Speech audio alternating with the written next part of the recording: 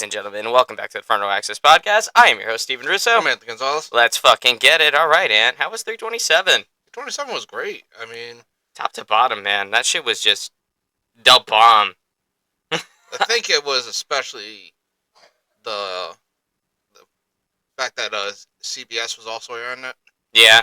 I think they really wanted to pull out all the stops for it. Oh, yeah, for sure. No doubt about that at all. Well, yeah, I loved all the fights. What was your favorite fight of the nights? Well, I would have loved to say fucking, he got pushed back to the next card. Van and Tyra? Yeah, because I wanted to see how he's doing without having to cause an injury on someone. Mm-hmm. You know? But honestly, I'll probably go with, not the featured prelim, but the early prelim. That one was fucking amazing. Remember how we called that the opposite one we thought we were gonna win? Yeah. Yeah, I think I remember that one. I'm trying to remember the fucking... The fucking name was insane. We both had the other guy winning because he was, like, undefeated. Hold on. I'm looking back. Early prelim, and we both thought the other guy was gonna win. Was it the Ratke fight? Versus Prado? Yeah. Versus Prado? Yeah. I think that got called as a tie, wasn't it? Oh, no. You got Padilla. That was Padilla and Medeiros. Yes. Padilla Medeiros. That fight was back and forth. I didn't like the eye pokes, honestly. Yeah, well. And I really did think that was when we had the judges' score was 2 had it for a tie, 1 had it in favor. Mm-hmm. And so it got a majority tie, but I think I take that as a win. Yeah, honestly, that was a good fight regardless, though. I mean, it was a really good one. I know exactly what you're referring to. Yeah, no, and that now was a I good got fight. 2 fighters to keep my eyes out for their names if they show up. Yeah. So, also the main event, I mean, Carlos Ulberg just looked like $1,000,000. I just hope that injury that he sustained right before the finish isn't a long-term one. But I think it might be. It looked pretty bad. Happens with the fighters. I mean, that's what they go out there to do. Mm-hmm. They leave everything out there. Yeah, it's true. And then Yuri Prohaska's out here. What I didn't like was the way Yuri Prohaska kind of deflected his loss. Yeah. He was like, I lost because I gave him mercy. I'm like... It's what I expect from Yuri. Honestly, the guy's... He was desperate. I mean, I'm just saying, the guy's been a champion, lost the championship, has so many chances to reclaim it or get it. And he just falls short. Yeah. And he'll blame anyone but himself for it. Yeah. I mean, he even went to Alex Pereira and said he was using voodoo to beat him. I'm like, what are you on, Yuri? Like I said, Yuri, he just can't man up and deal with a loss. Like, bro, you got knocked the fuck out because you fight like a fucking coked out fucking brown bear. Like, you fight like a coked out brown bear, so that's what's gonna happen. And, but nah, man, I don't know. I like Yuri, but I also don't like Yuri all at the same time. He has some good aspects, and he's a good fighter. It's just, he doesn't own up to his own shortcomings. Yeah, and the other thing that I do like about Yuri, he's never in a boring fight. That's for sure. The dude is never in a boring fight. But, man, he's just a bitch sometimes. I swear to God. I mean, he's kicking my ass any day of the week. And he did just have his child, so congratulations to him for that one. That's great to hear. But, man, yeah, I don't know. We got a little bit. We got a couple issues with good old Yuri Prohaska here at the Frontal Access Podcast. He said he was using voodoo? Yeah, he was like, I think Alex Pereira used dark forces like voodoo to beat everybody. I got hit by him and I thought that it was not human. I'm like, that's because you got hit by Alex Pereira. Alex Pereira has superhuman hands. So, I mean... That's just how it rolls. Some people are just born with natural power. And that was Alex Pereira. I swear, it's not some voodoo magic source that's doing it, Yuri. Yeah. Yeah, but I bathe in ice bath water. Oh, man. Can't forget the fact, not only does he do those ice baths, he fucking puts himself in the dark and just meditates for, like, days on end. I'm like, bro, what are you doing? I don't know. And the thing is, we're not saying that won't help you, you know. Like, whatever works, do it. Whatever does it for you gets gets your win for you. But you've got to face facts that if you lose, You that's lost. no one else's fault but your own. Like, you got caught, bro. I'm not trying to say that. Unless, not saying it would ever happen or anyone would ever have any type of personal enhancement drugs, like some people who may or may not. JoJo's. Unless it's something like that, an outside substance, you just got yourself to blame. Yeah. And blaming anyone else makes you look weaker for it. Anyway, but overall, that fight was awesome. I should have bet on the Vicente Luque fight. I really should have. I literally called on the cast, if you guys remember last week. I said Vicente Luque by Darce choke, because it's Vicente Luque by Darce choke every time. Mm-hmm. And I even said it would be in round 2. Guess what happened? It was Vicente Luque by Darce choke in round 2. I'm like, bro, I would have made like $2,000 off that shit. Like, if I put like 200 on it. Yeah. Oh, Jesus Christ. Oh, man. But still, that was a good fight. My favorite fight of the evening, though, from UFC 42. Yeah, we're getting into WrestleMania today, so I'm like trying to transfer it in my brain. But Paulo Costa getting back in there was awesome. But to be honest, my favorite fight of the night, out of everything that we saw, was Pitbull versus Pico. That was a very good fight. Pico was just showing that he actually is a good fighter. And in tow, this makes Lerone Murphy look better. So it all leads back to Lerone Murphy. It always leads back to He was Lerone talking Murphy. about him years ago. I was! On this very podcast. Go back. Go back. I was telling you about this dude. And now here he is. Knocking on the door. Well, he did just lose to fucking Mobstar, because Mobstar's a fucking animal. But doesn't matter. He's still at the upper echelon of featherweight. He's making some noise up there now. So that's it. And I mean, any other comments on UFC 327 before we move on? Didn't retiree first fight of the main card? Cub Swanson. Yes, going out on top. Love that for you, dude. He knocked him out clean. Round 1, went out on top. The MMA gods looked upon Cub Swanson and said, "Here you go." You know, there's only a very few amount of people in this world that the MMA gods will let you go out on a high note. And those, I've only seen 3 people do it. That was Robbie Lawler, which that just had to happen. It's fucking Robbie Lawler. That was Robbie Lawler, Michael Chiesa, and now Cub Swanson, man. And, you know, the MMA gods looked fondly upon this one and said, "Here you go. Be free and fight, my friend. Be free and don't have to fight anymore." But, man, Cub Swanson, thank you so much for an excellent career. You truly were one of the best guys out of your generation, for sure. I know you never got the big one, but doesn't matter. Doesn't matter. You were still a killer, even into your later career. You were still getting wins in, like, 2022, 23, and obviously you went out on one. So, thank you, Cub Swanson, from everybody at the Front Row Access podcast. It was a great thing, and I'm newer to MMA than he was, but I was talking over with some friends at work, and I brought up where WWE is going and whatnot. Yeah. And we got talking about Mysterio and all that situation. And even though my friend hadn't watched WWE or anything, he knew who Rey Mysterio was. He's like, "Of course I know who Rey Mysterio is. Everyone knows who that is." And actually, I remember hearing about Cub Swanson even before I hopped on to the UFC fighting train, you know? And when you have a guy like that, you just gotta appreciate what they've done for the industry, even if they don't become a champion. Yeah, man, I was raving about Cub Swanson when you were first getting into it. So, and then that was one of the first guys that I think you like started paying attention to when you first got into it. So, yeah, Cub Swanson, he had an excellent career, man. And thank you for everything. The MMA gods threw you a bone and said, "Go out on top, buddy." And it's always great when that happens. And but before we move into WrestleMania 42, I do have a fight announcement. It's not really a fight announcement, as in something else got booked past the UFC White House card. It's some bad news, unfortunately. Mitch Raposo, fighting out of Regiment Training Center, New England Cartel, and Turbo Kickboxing Academy here in North Kingston. Yeah, he's not gonna fight this weekend, unfortunately.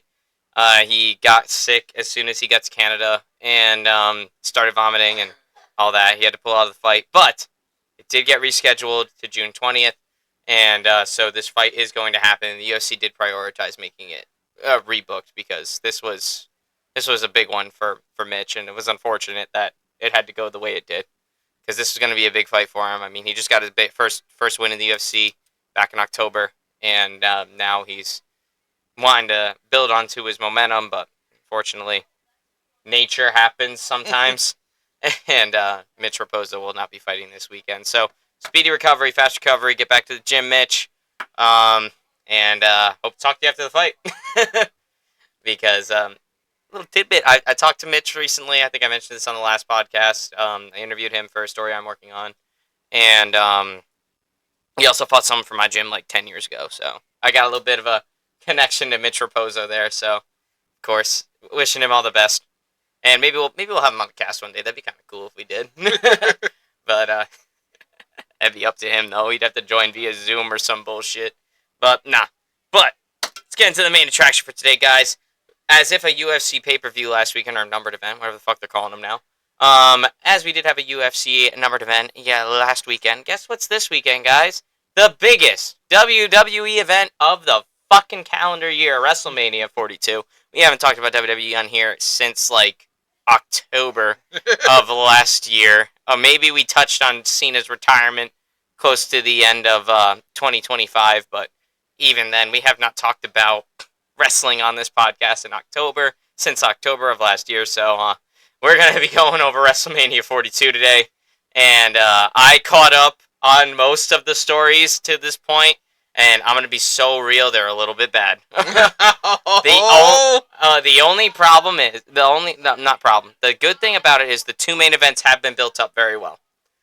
So night one main event is going to be Cody Rhodes, Randy Orton for the WWE Championship, and the night two main event, the big one, is going to be CM Punk and Roman Reigns for the World Heavyweight Championship. Those build-ups have been fine. Everything else left to be desired. Left more to be desired, I should say.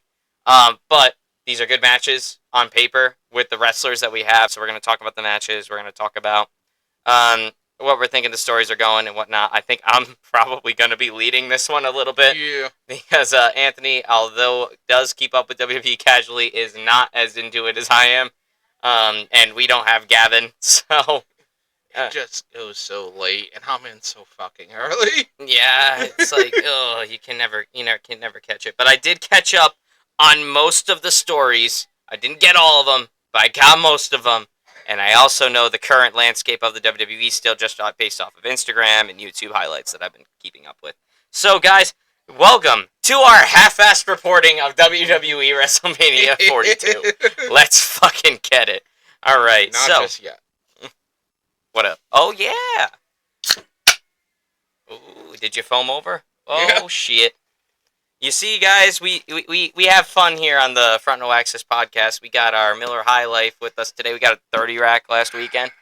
Very good stuff. The only problem that I have with Miller High Life in the can, these things always explode when you open them.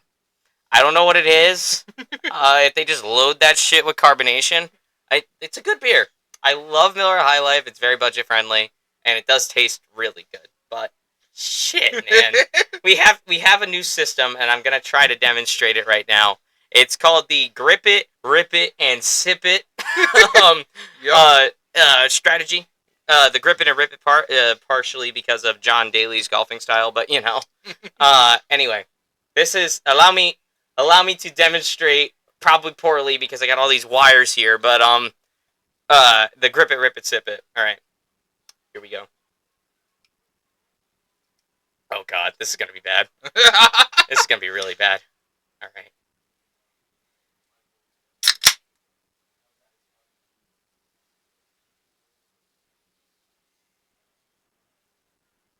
All right. It actually wasn't as bad as I thought it was gonna be.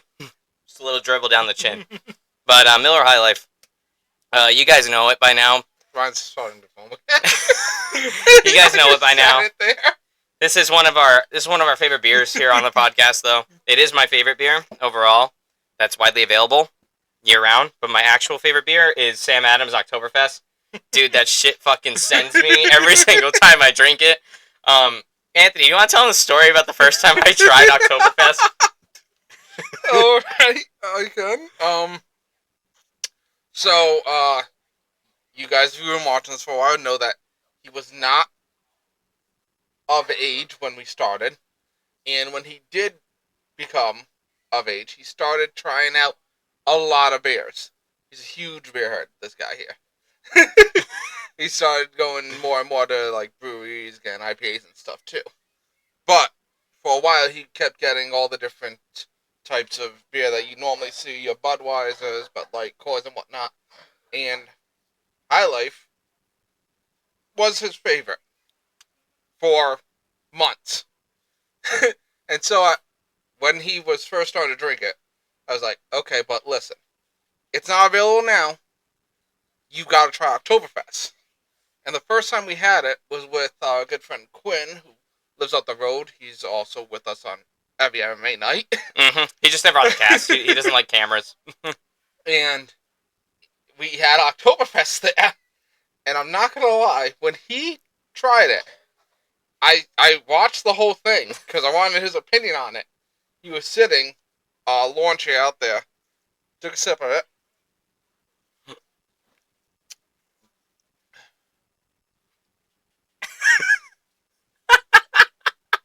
Yep, true story.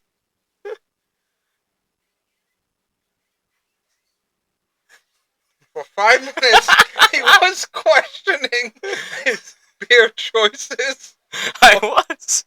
Because a lot of things, like, although I do try a lot of beer and I like a lot of beer, Miller High Life was always, like, the standout for me. And then when I took my first sip of Oktoberfest, I was double fisting at the time, too. I had a Miller in one hand, I had the Oktoberfest in the other. I was like, fuck it, I only have to go up the road if I want to, when I have to go home, so whatever the fuck, you know? So I took a sip of the Oktoberfest, and I don't know, bro, my brain ascended into, like, the 12th dimension. I swear to God. I'm just looking at Oktoberfest like, everything I know is now being questioned. Everything I've known is now not what I know anymore. And then I was like, hold on, that might have just contested with it. Because let me tell you, I put High Life on a pedestal, dude. And I put it down. I put it down on a rock. Then I took the Miller High Life bottle that I had in my hand. I took a sip of that, and I was like, oh no.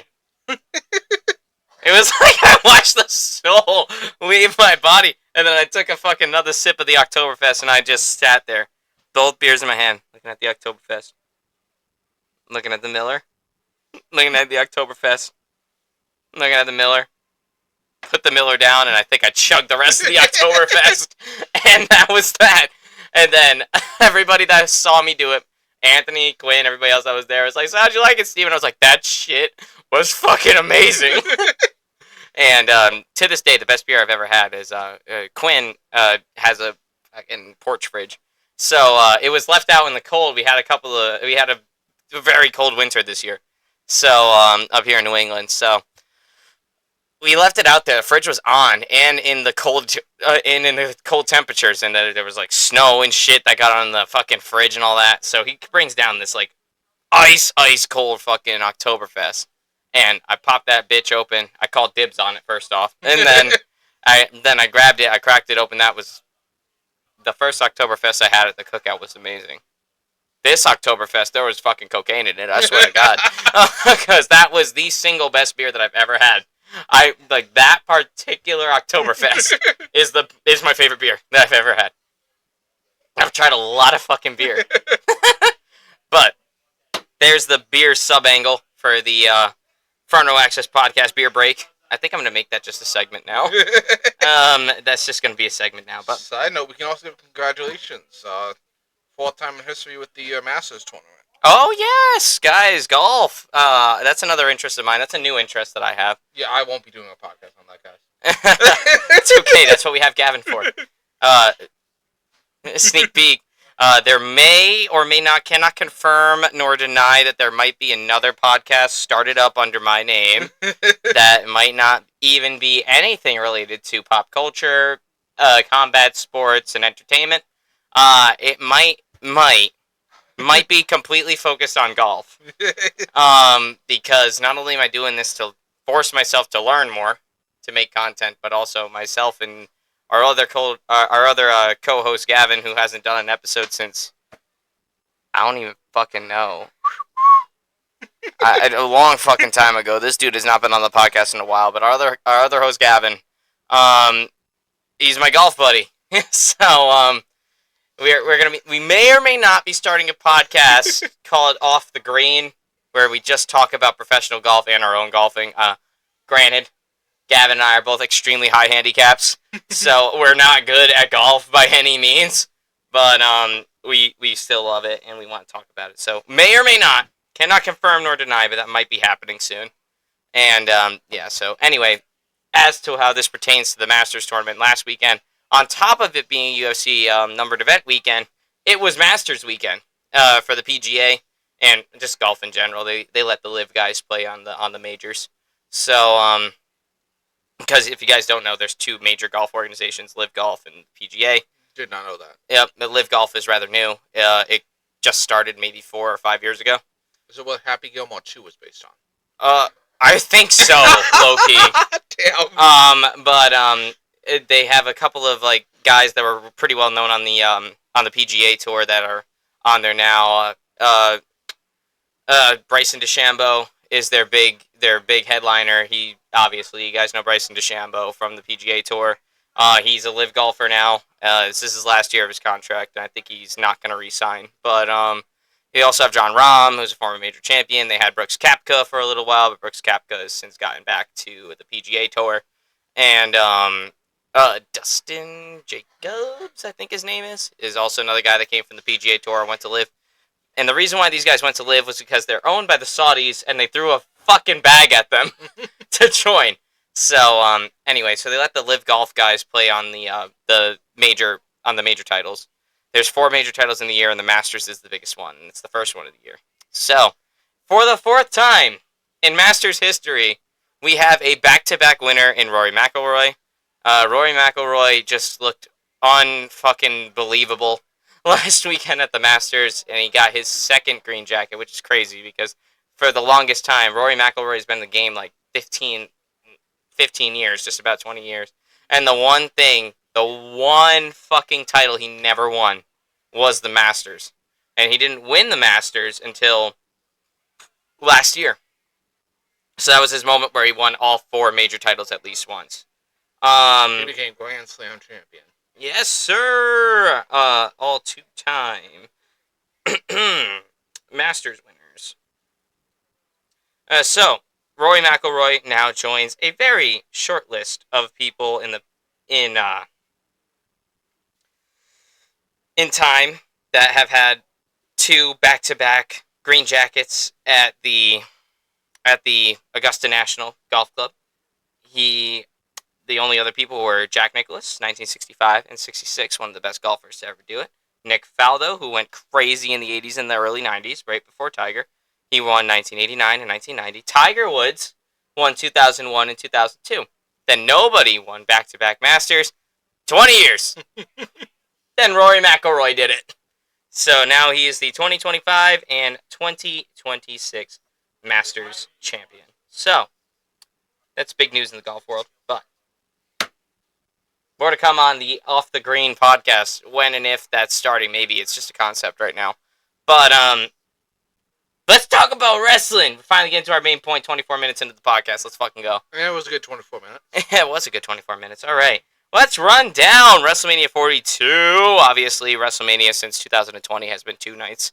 Because, let me tell you, the 2019 WrestleMania was like watching fucking paint dry, man. It was like watching fucking paint dry. And you know why? This was like a 20-match card. There are a couple matches that were like 20, 30 minutes. Dude, I was watching WrestleMania on WrestleMania Sunday 2019 like 7 hours. 8 hours. Like, oh my god, you know? Well, the matches at least bangers. Some of them. It was good to see Kofi Mania happen. I mean, Kofi Kingston was really built up that entire build up to WrestleMania, and Daniel Bryan was the defending heel champion at the time. He was a heel character, and Kofi Kingston was really built up to win this title, and it was a very special moment once he got there and he won the WWE title. And obviously, WrestleMania in 2019, I think, was the first women's main event of WrestleMania. That was Ronda Rousey, Charlotte Flair, and Becky Lynch. They headlined it for the women's championship. It was a good match. It was a good match, and that was built up very well. And it was the first time that there was a female headed main event, and the entire card was built up around that match. It just sucks that they had such a long card, you know? So by the time the main event happened, you're literally witnessing history happen right now. It's the first time three women or women even main evented WrestleMania, and it was like you're like falling asleep on the couch, you know? It's like, oh. So it kind of unfortunately took away from the moment a little bit, I fear. But it was still a good match. But after that, WWE made the executive decision to make it 2 nights, with each of them only having about 1, 2, 3, 4, 5, 6, 7-ish matches each night, which that's fine. More match quality, that gives more time to build to it, you know, and everybody gets equal footing. So, WrestleMania Saturday is tomorrow, and it starts at 5 p.m. over here on the East Coast. It is on ESPN Unlimited, so make sure you guys have that upgrade to the subscription of ESPN Plus, which is a bunch of bullshit, but you know, we're gonna have to drop $30 this week. But that's okay. Anyway, WrestleMania Night 1. Let's go down the card here. First match of the night. We're kicking it off strong. We got a very high-profile match here. We have Logan Paul, Austin Theory, and I Show Speed versus the Usos and LA Knight. So, this has been a fun one. I can't even lie. I've had a little bit of fun following this story.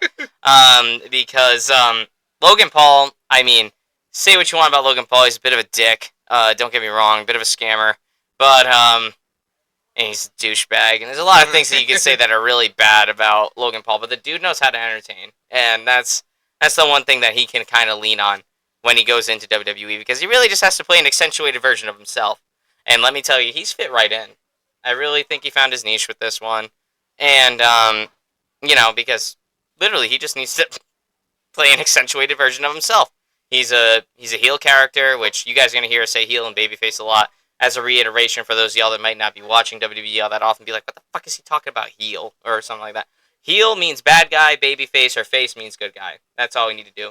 Also, more wrestling lingo that might happen. If we say the words go over, we mean who's going to win. Or if we say the words put over, we're saying, will they agree to let the other person win? So, if you hear us use those terms, don't get confused. There's the spark notes on them.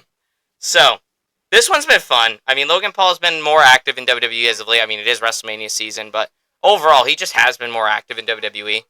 And it's like he's a part of the Vision now, which used to be Seth Rollins' crew with Bronson Reed, Austin Theory, and Logan Paul. They ousted Seth Rollins late last year, and Seth Rollins went out for a little bit. He didn't come back for a while, stuff like that. And then,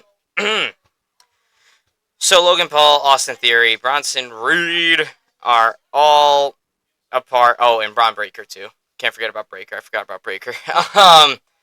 Braun Breaker too. They're all a part of the Vision, and they are now spearheaded by Paul Heyman. So obviously, if it's Paul Heyman spearheading your guy, you're gonna be a heel. So that's just how it works. And but this has been fun. I mean, they've integrated I Show Speed into this pretty well. I mean, I Show Speed did give us a good moment at the Royal Rumble a few years back. He went in there, got absolutely cut in half by Braun Breaker off a spear, and it was kind of funny when Triple H just kind of sent him out there. So like, because one of the guys got hurt, and they're like, oh no, who are we gonna put out there now? Who's gonna be number whatever the fuck? And then fucking Triple H in the back's like, Speed, get in there. And so I Show Speed went down to the ring, had his moment, and someone took a bump for him. I forget who. But and then he got like speared in half by Braun Breaker and then eliminated. But no, they've integrated I Show Speed in this pretty well. But I would not be surprised if I Show Speed ends up actually costing them the match. Not because he is gonna be bad and lose, it's because he might turn on them. Because even though they put ISHO Speed into it, they kind of bullied him into being a part of their squadron, especially from Logan Paul. Logan Paul's like, we're both influencers, we should be on the same team, stuff like that. We're both. Let's show them that we're the future, shit like that. And they kind of pressured him. And shout out to ISHO Speed for his acting because he really did play that he was kind of getting bullied into it. And so then he joins up and seems like it's all good and peachy. Then we have the Usos and LA Knight, which is an unlikely combo. Obviously, LA Knight has had problems with the Usos, and he's had problems with the Bloodline. Obviously, he had that WWE title shot back at Crown Jewel in 2023, if I remember correctly, against Roman Reigns, and he did lose the match because of Bloodline interference, shit like that. Or, oh no, that might have been 22. Yeah, 2023 is when the Bloodline fell apart a little bit. So, yeah, it was 2022. So, yeah, that is that. But I would not be surprised if Paul, Theory, and Speed end up losing this match because Speed turns on Paul and Theory. So, for these reasons, I'm going to take the Usos and LA Knight to win this match. But I think it's still going to be good. I mean, Logan Paul's in there. ISHO Speed's in there. Both these guys are moment makers. They're going to get people to watch. That's what WWE's trying to market more towards now. They're trying to market more towards casual people to get them to come in. That's why they do the Saturday Night's main events. That's why they do all these partnerships with, young people brands like Angry Orchard or, Prime, which is Logan Paul's thing, stuff like that. And obviously showing, influencers on here. We've got KSI. We've had Jake Paul show up a couple times. I think we even had Kai Cenat at one point, too, come on and make an appearance. So, plus they're doing this shit with Jelly Roll and all these guys. So, WWE is definitely moving to get more of a casual audience, but I will be taking Usos and LA Knight to win this tag team match. Probably, maybe by an ISHO Speed betrayal of the Vision.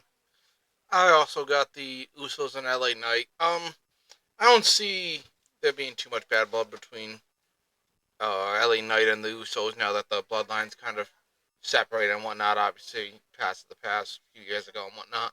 I do think it's going to come down to ISHO Speed, though. It is. Because he's... Some people like saying Logan's part-time. Which... He is. Okay, you can argue that.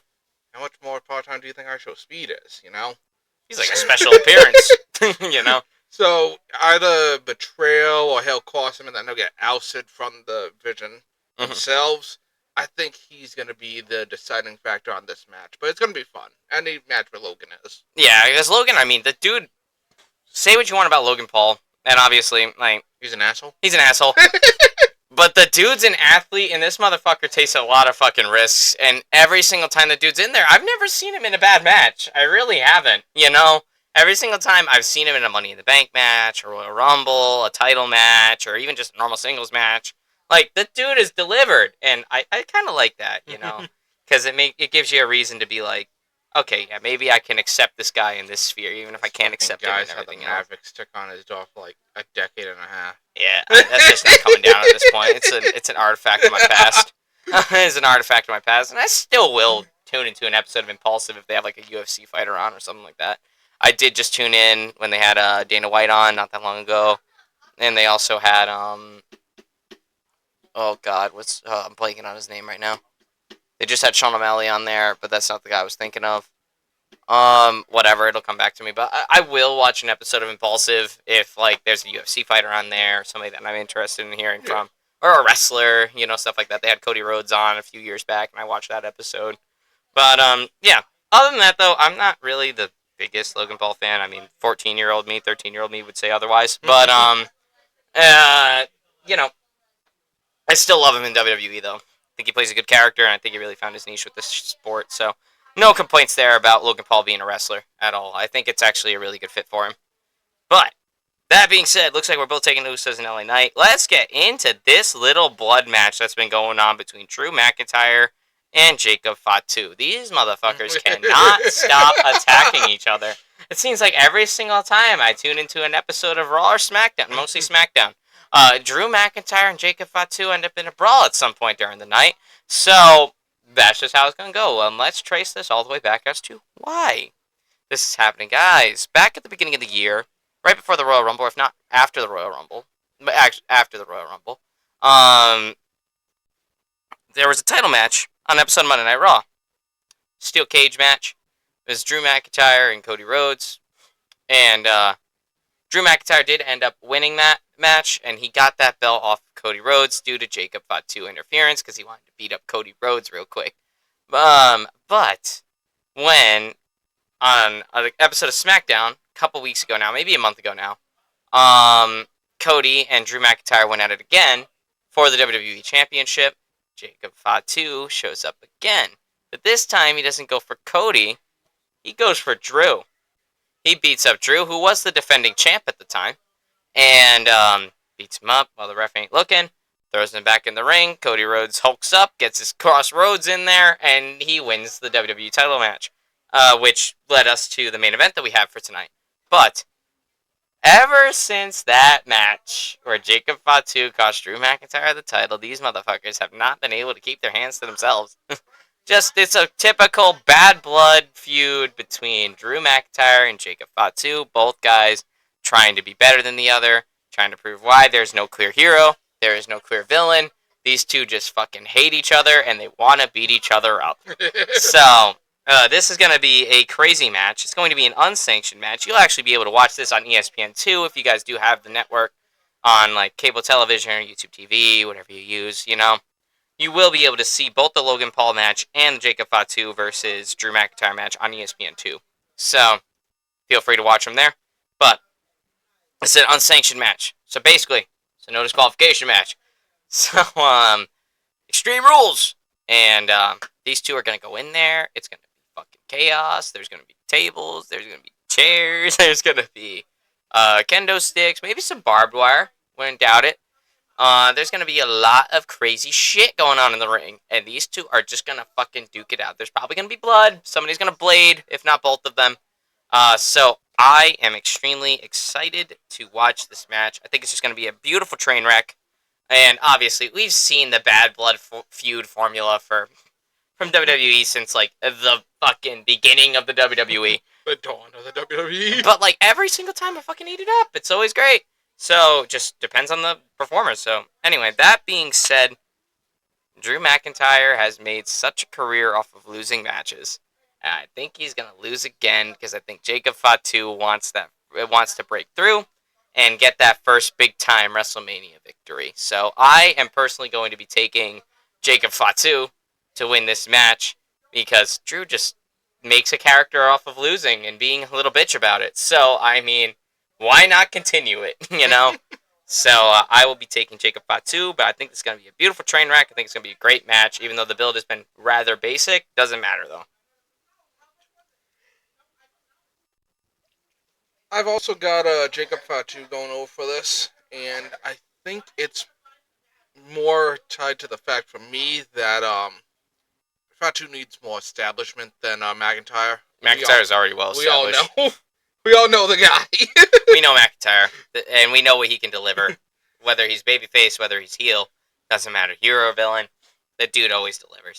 So we need more stock in Fatu than we need from McIntyre. So I think that's why they're gonna have him win. Yeah, I think Drew understands that too. He's definitely gonna put him over for this one because, but I think it's gonna be a really good match. We're probably gonna see some crazy near falls. And maybe some interference. Maybe some interference from the Usos later in the match because the Usos and Fatu aren't really seeing eye to eye. They haven't. But also, there's been little flirts that maybe the Bloodline's going to reform. I think that's going to be more determined by the Night 2 main event than it is this match right here. But there could be some Uso influence in this match.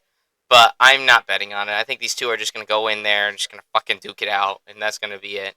But maybe you'll see the Usos do something with this match.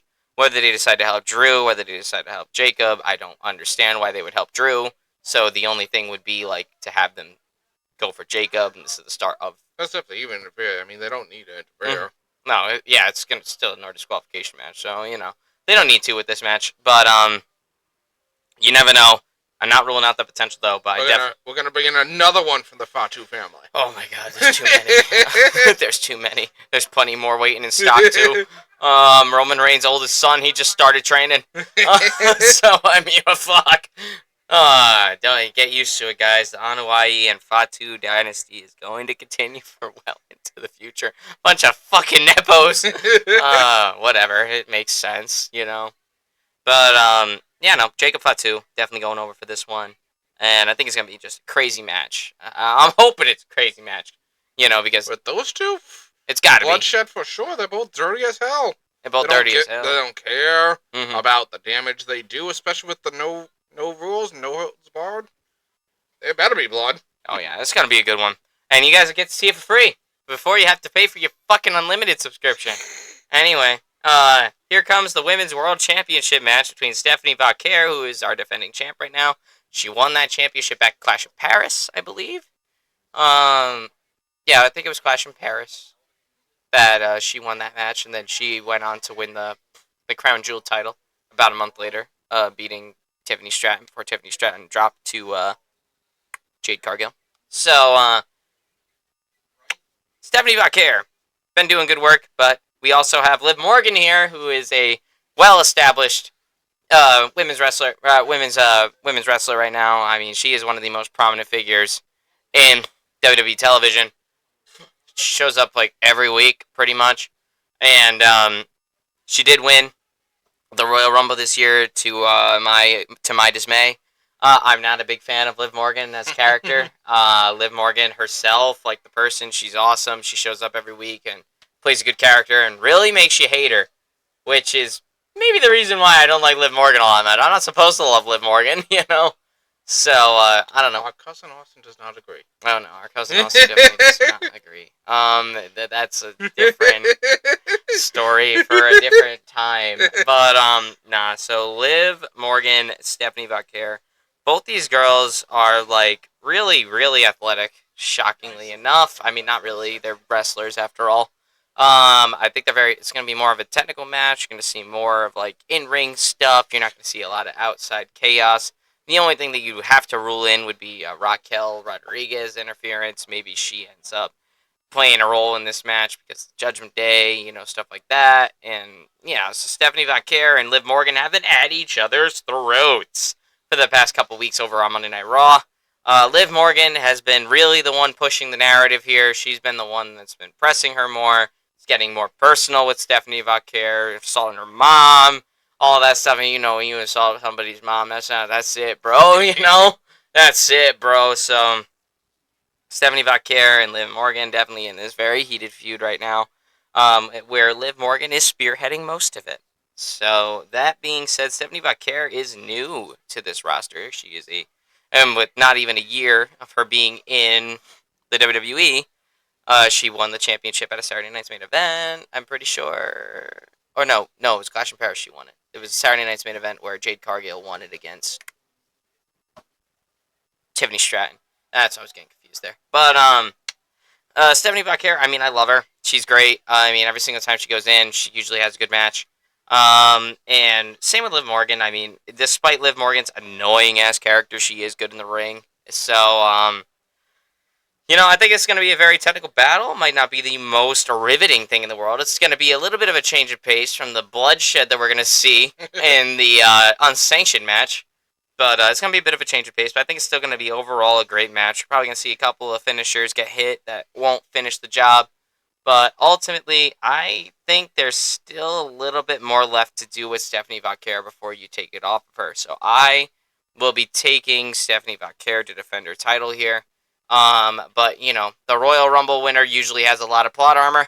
So the Royal Rumble winner could end up beating Stephanie Vauquer here. And I'm not ruling out the potential. But I think there's more you can do with Vauquer at this point in the game. This one's a bit of a toss-up because even if Morgan gets it back, I have no doubt that she's going to be able to deliver on most of her, on, like, title defenses and all that stuff. So, I mean, she shows up every week, so obviously she's going to be an active champion.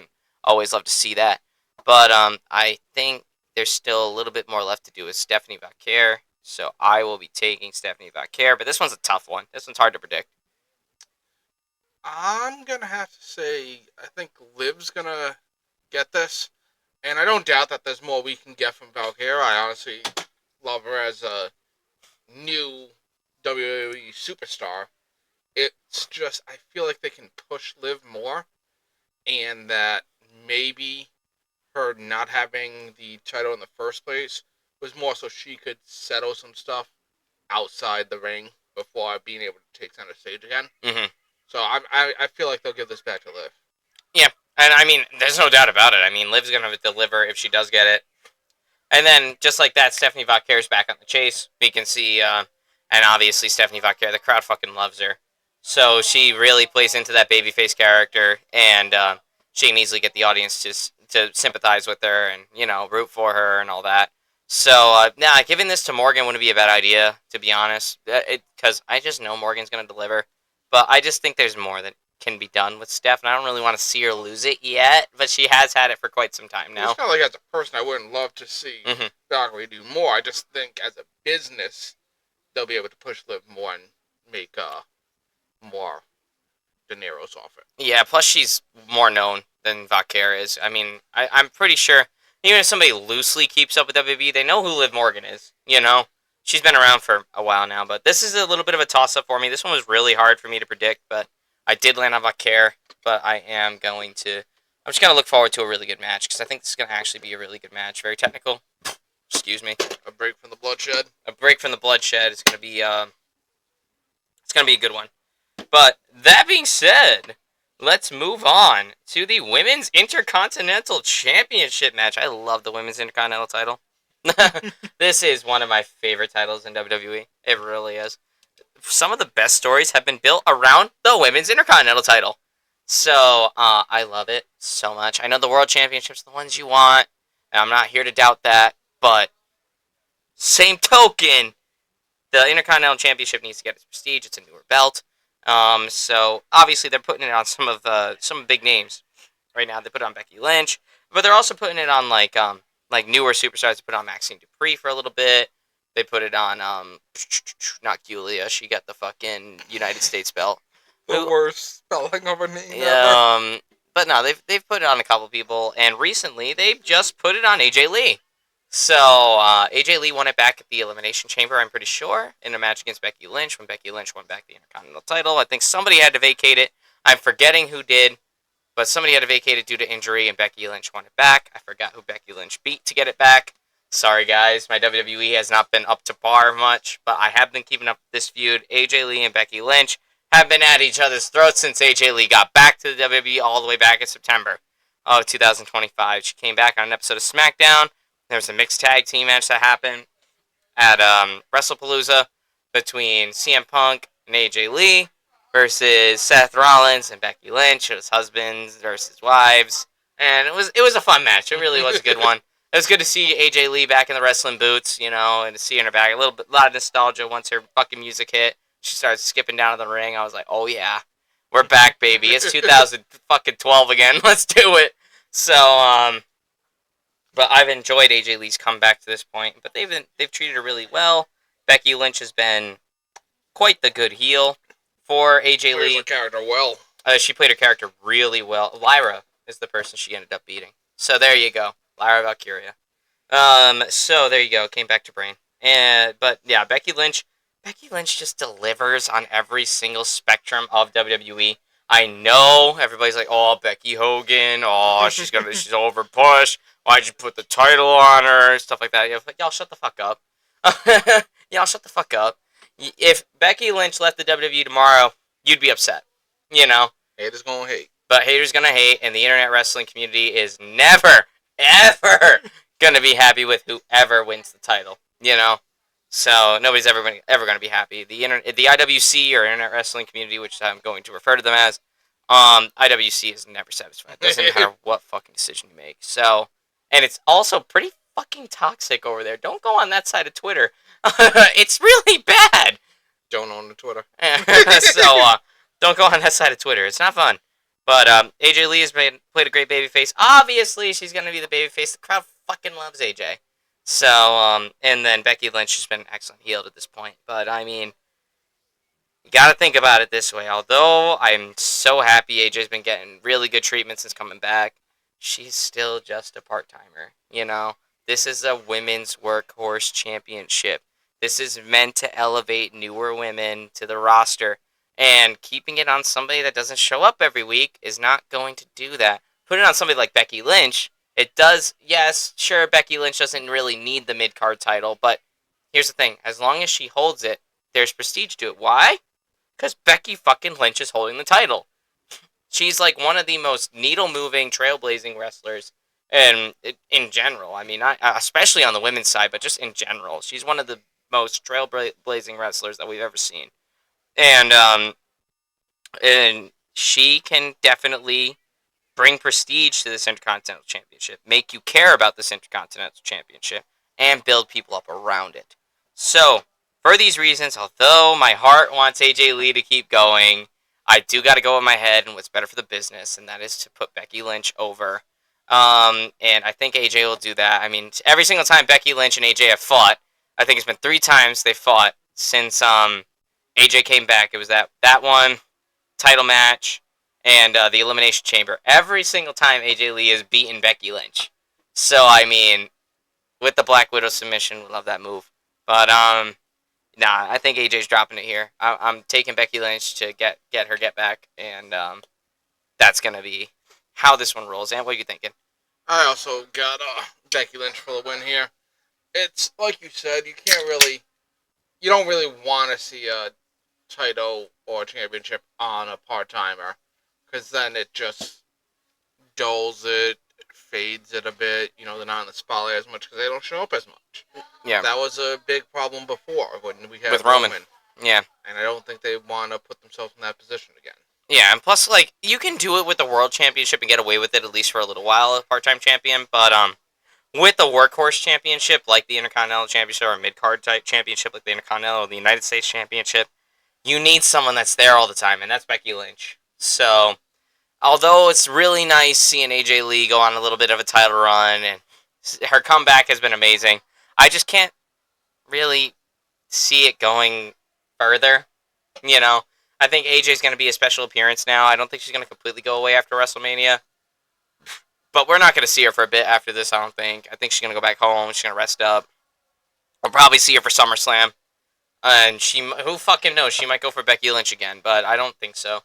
Maybe they'll put her into something new, depending on how it goes. But I think this is going to be the end of the road for AJ Lee's little color run that she's been on right now.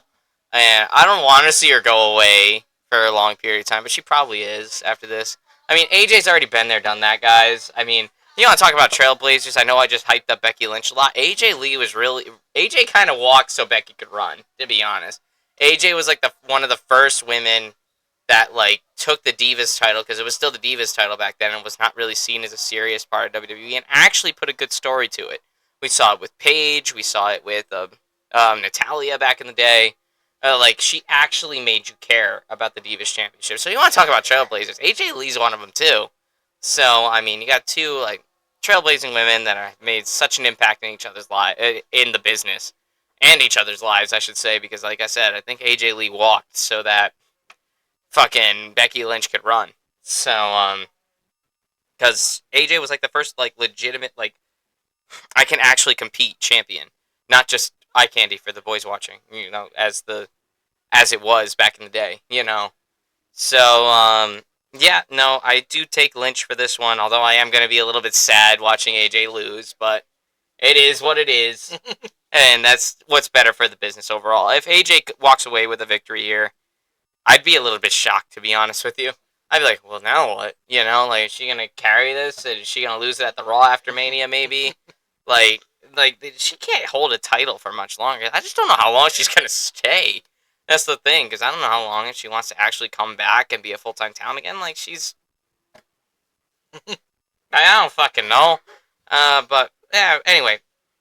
Staying in the women's division, we got the Women's Tag Team Championship ladder match. Actually, no, it's not a ladder match. Just a tag team match.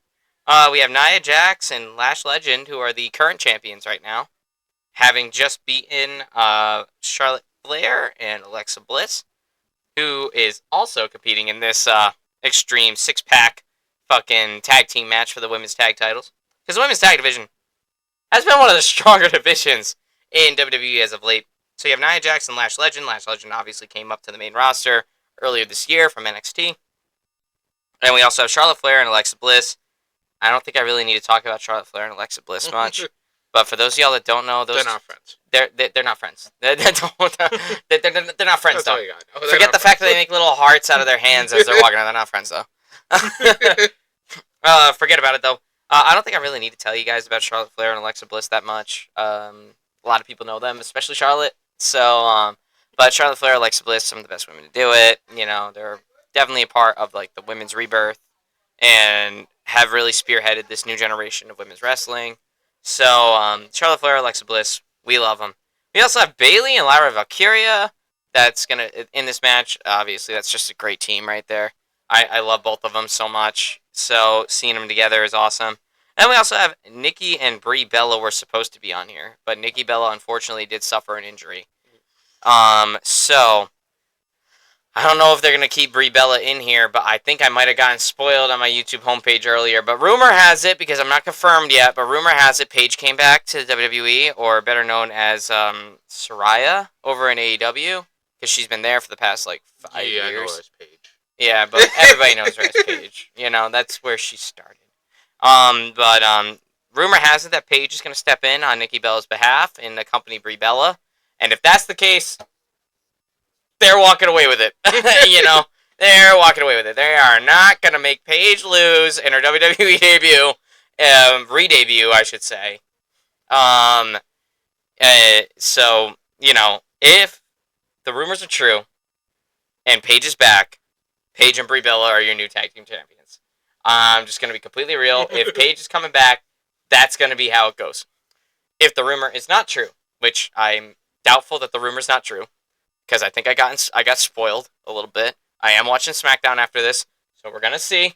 But if the rumors are not true, Bayley and Lyra Valkyria, I'm taking for this one. They've just been working the hardest. Charlotte Flair and Alexa Bliss went on a great run. Lash Legend and Nia Jax just can't hold it for too long, you know. I just don't think they're going to shine better as solo superstars than they are as a tag team. You know what I mean? I think about it. Lash Legend, Nia Jax, they're just both units. You know, they're going to go crazy. They're better as a solo talent rather than just a tank of a tag team. Like, yeah, you had the Brothers of Destruction back in the day, but that rarely happened. Kane and Undertaker were both better as singles. You know, I hate to say it. And even you had DX back in the day, Shawn Michaels and Triple H as well, but both Shawn Michaels and Triple H shined brighter when they were singles. And I think when you have two heavy hitters like these two, that's just how it's going to go. I can't see you staying in the tag team championship for long. I think they are going to make a strong case. They're going to make them look really good. In the match, they're going to look like unbeatable for a little bit. They're going to look like the two titans in there, you know. But if the rumors are true and Paige is back and she's teaming with Brie Bella, Paige and Brie Bella are walking out of there with the championship. I don't give a fuck. But if the rumors are not true and somebody else, some random ass motherfucker, accompanies Brie Bella, then it's going to be Bayley and Lyra. But if Nikki and Brie stayed together, like the Bella twins stayed, they would have been walking away with the titles. But now that Nikki's gone, I just don't know. So the second choice would be Bayley and Lyra. But if the rumors are true, Paige and Brie are your new tag team titles. So the thing with tag teams and stuff like that, you mentioned the Brothers of Destructions, which are by far my favorite. Love them. Fucking They're great. annihilators and all that stuff. I see it like this. Say you're making $100 from something, right? Mm-hmm. You're making $100. Now, I like money. that's $100 for Undertaker, $100 for Kane. That's $200 total, or it's $100 for the Brother of Destructions. That's only $100.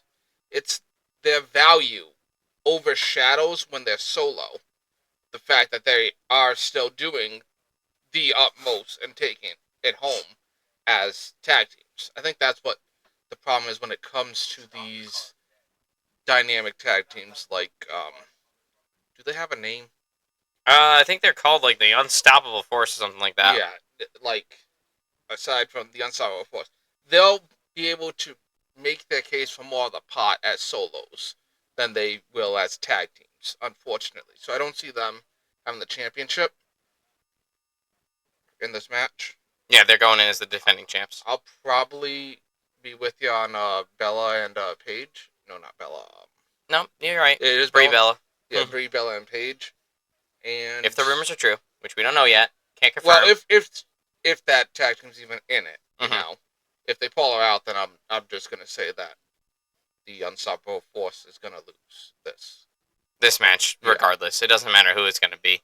But if it is Paige and Brie Bella, they are walking out of there with the title, hands held high, and that's just how it's gonna be. They're not gonna make Paige lose in her first match back to the WWE.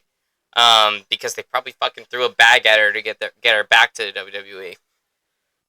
And also, she had her incident years ago, if you guys remember that. There was a couple of adult-rated videos that featured Paige that got leaked, and WWE doesn't really like it when that happens. UFC could give a fuck.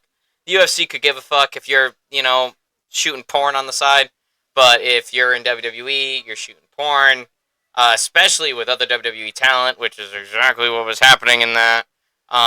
If you guys want to do your own research, open an incognito tab, come back.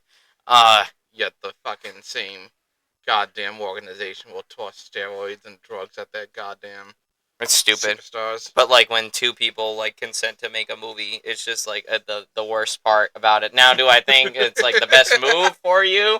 I mean, whatever floats your boat, but Listen, they didn't have OnlyFans back then. Yeah, it's true. But there was and WWE has strict media laws, like a lot of other media organizations that you can make money from. WWE stops you from going into those organizations. That's not just OnlyFans, porn, and all that shit. It's other things too. They won't let you make money off YouTube videos. They won't let you make money off Instagram posts or stuff like that. Your main income's just them. And that's how it goes. They have strict media laws in WWE. UFC's a little bit looser. They could give a fuck. There's plenty of people that have accounts on Blue YouTube on OnlyFans and have posted the rather exposing photos and are fine with it, and that's fine. Whatever the fuck whatever floats your boat. Just so all of you are aware, I had no idea about any of this stuff except for the leaked videos until he just brought all that shit up. Yes, this is true. Dude, when there's research to be done, I research it. I don't care how uncomfortable it makes me. I will look into it. Beer is needed. But yes, there you go, guys. Mature conversations aside, Paige is back, and I'm happy to see Paige back. Supposedly. Supposedly. Although I'm 90% sure she's back. Regardless of the past, she's back now, supposedly. And if that is the case, then Brie Bella and Paige are walking out of there with the titles. The winner of the tag teams is fucking Paige and whoever else she's with. Because they're not going to make Paige lose at her first match back, especially if her first match back is at Wrestlemania in a 6-pack tag team match. In a division that didn't exist, really, when she was in WWE.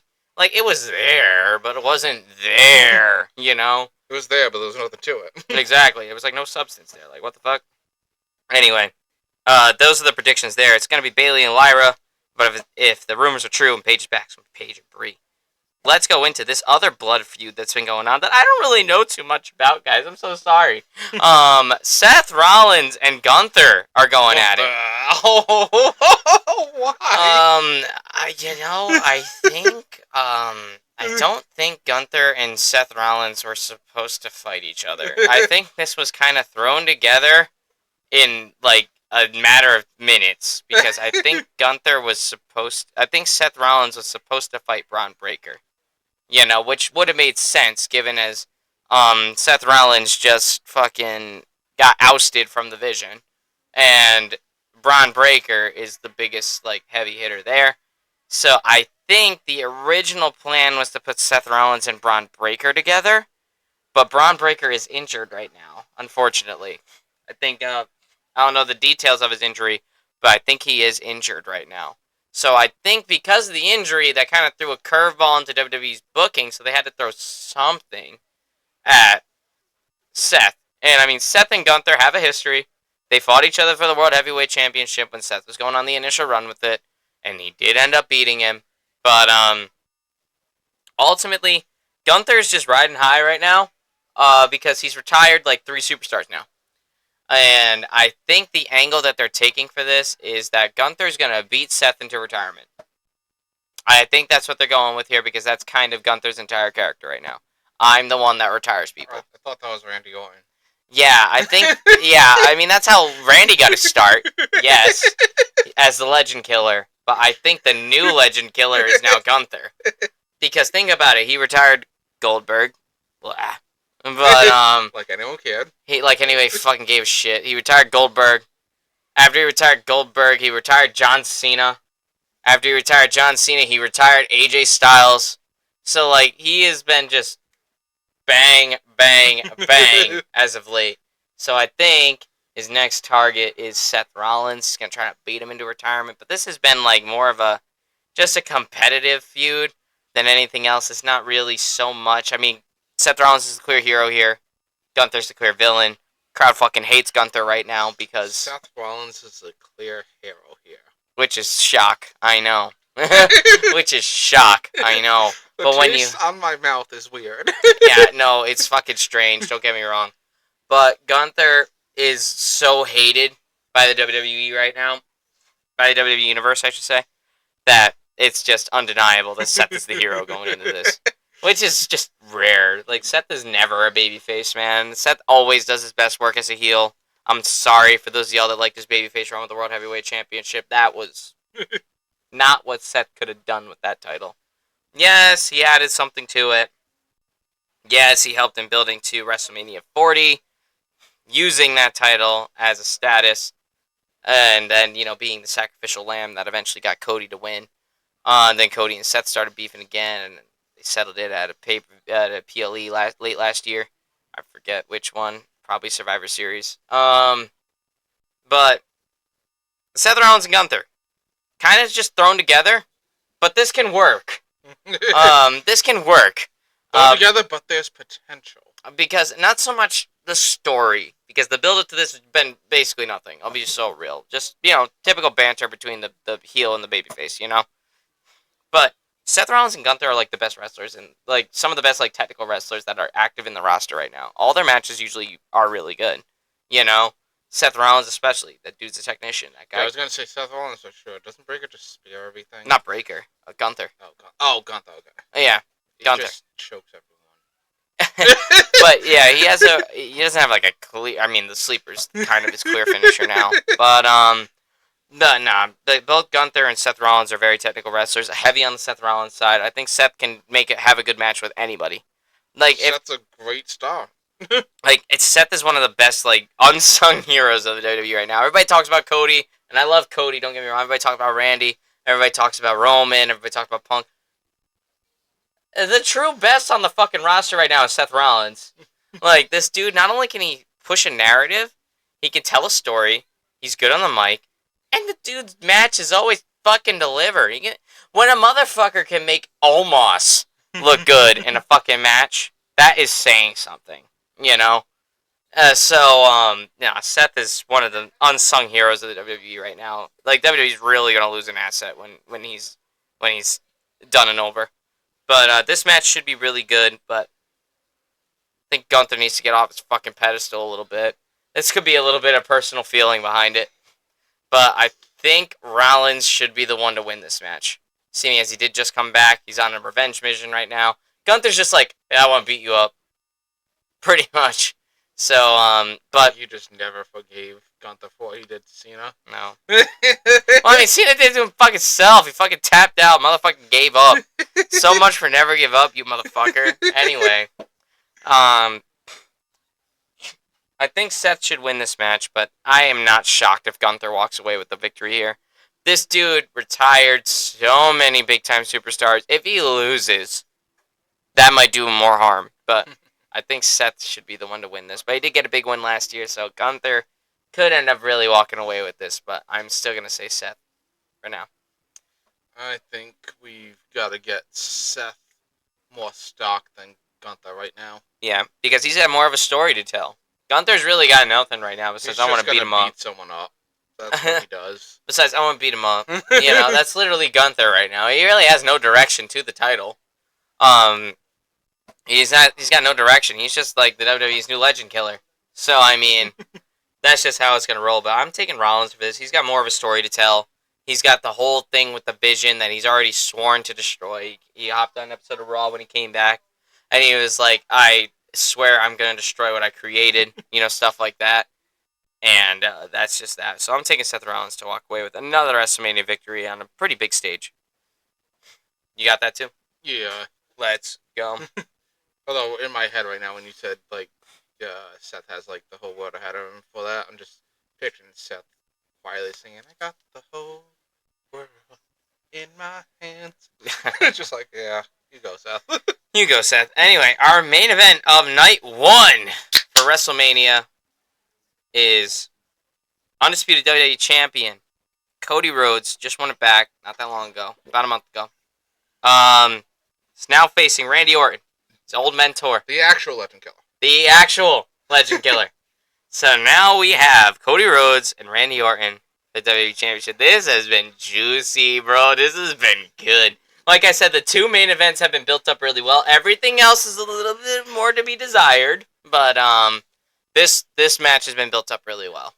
And obviously, it's fucking Cody and it's fucking Randy. I don't need to tell you guys this, but for those of y'all that don't know, for those of like wrestling fans, you don't need me to tell you about the story, but for those of y'all that don't know, Randy Orton is essentially the reason why Cody Rhodes is in WWE now. Literally, well, besides Dusty Rhodes is Cody Rhodes' father, but But What about Goldust? Oh yeah, Dustin Rhodes too. Yeah, he was also in the WWE prior. But Cody and Randy were like Cody's first big start in WWE came when he aligned himself with Randy Orton. They had a group with Ted DiBiase Jr., who's fucking sloppy ass politician these days. But Ted DiBiase Jr. and Cody Rhodes, Randy Orton. This group was called Legacy, all the way back to 2009. This was like the fucking bloodline of 2009. They destroyed everything in their path. And when these 3 got together, they were always winning matches. They were always sticking up for each other. These guys were literally the bloodline of 2009. And they were bad guys. They were heels. So, spearheaded by 09 Orton. Which, 09 Orton, for those of y'all that don't know, was an absolute fucking menace to society. And we're going to be raving about that for years to come. But to keep a long story short, 09 Orton was not afraid to DDT his boss's wife. Actually, no, his boss's daughter. Triple H wasn't the owner yet. Triple H was still a competitor at the time. So, 09 Orton, just for reference, DDT'd Stephanie McMahon, who is Triple H's real-life wife, while he was handcuffed to the rope. This fucker made a Triple H watch him DDT his wife and then kiss her while she was unconscious. This motherfucker, Randy Orton, in 2009, kicked his boss in the fucking head and sent him to the hospital. He also did the same to his fucking son, Shane McMahon. 09 Orton was something else, bro. That motherfucker was sadistic, he was sinister, and he was just raw. This was like peak Randy Orton performance. It really was. So, and we haven't really seen that edge from Orton since then. No, that's because the new one ate him. Yeah, the new one ate him. Yeah, we had a glimpse of it when he was in the Authority with Triple H. But that only lasted like a little under a year, and then he became a babyface again and then decided to just make it his life's mission to destroy everybody in the Authority. Because if you guys remember the Authority, that was a story that never fucking ended.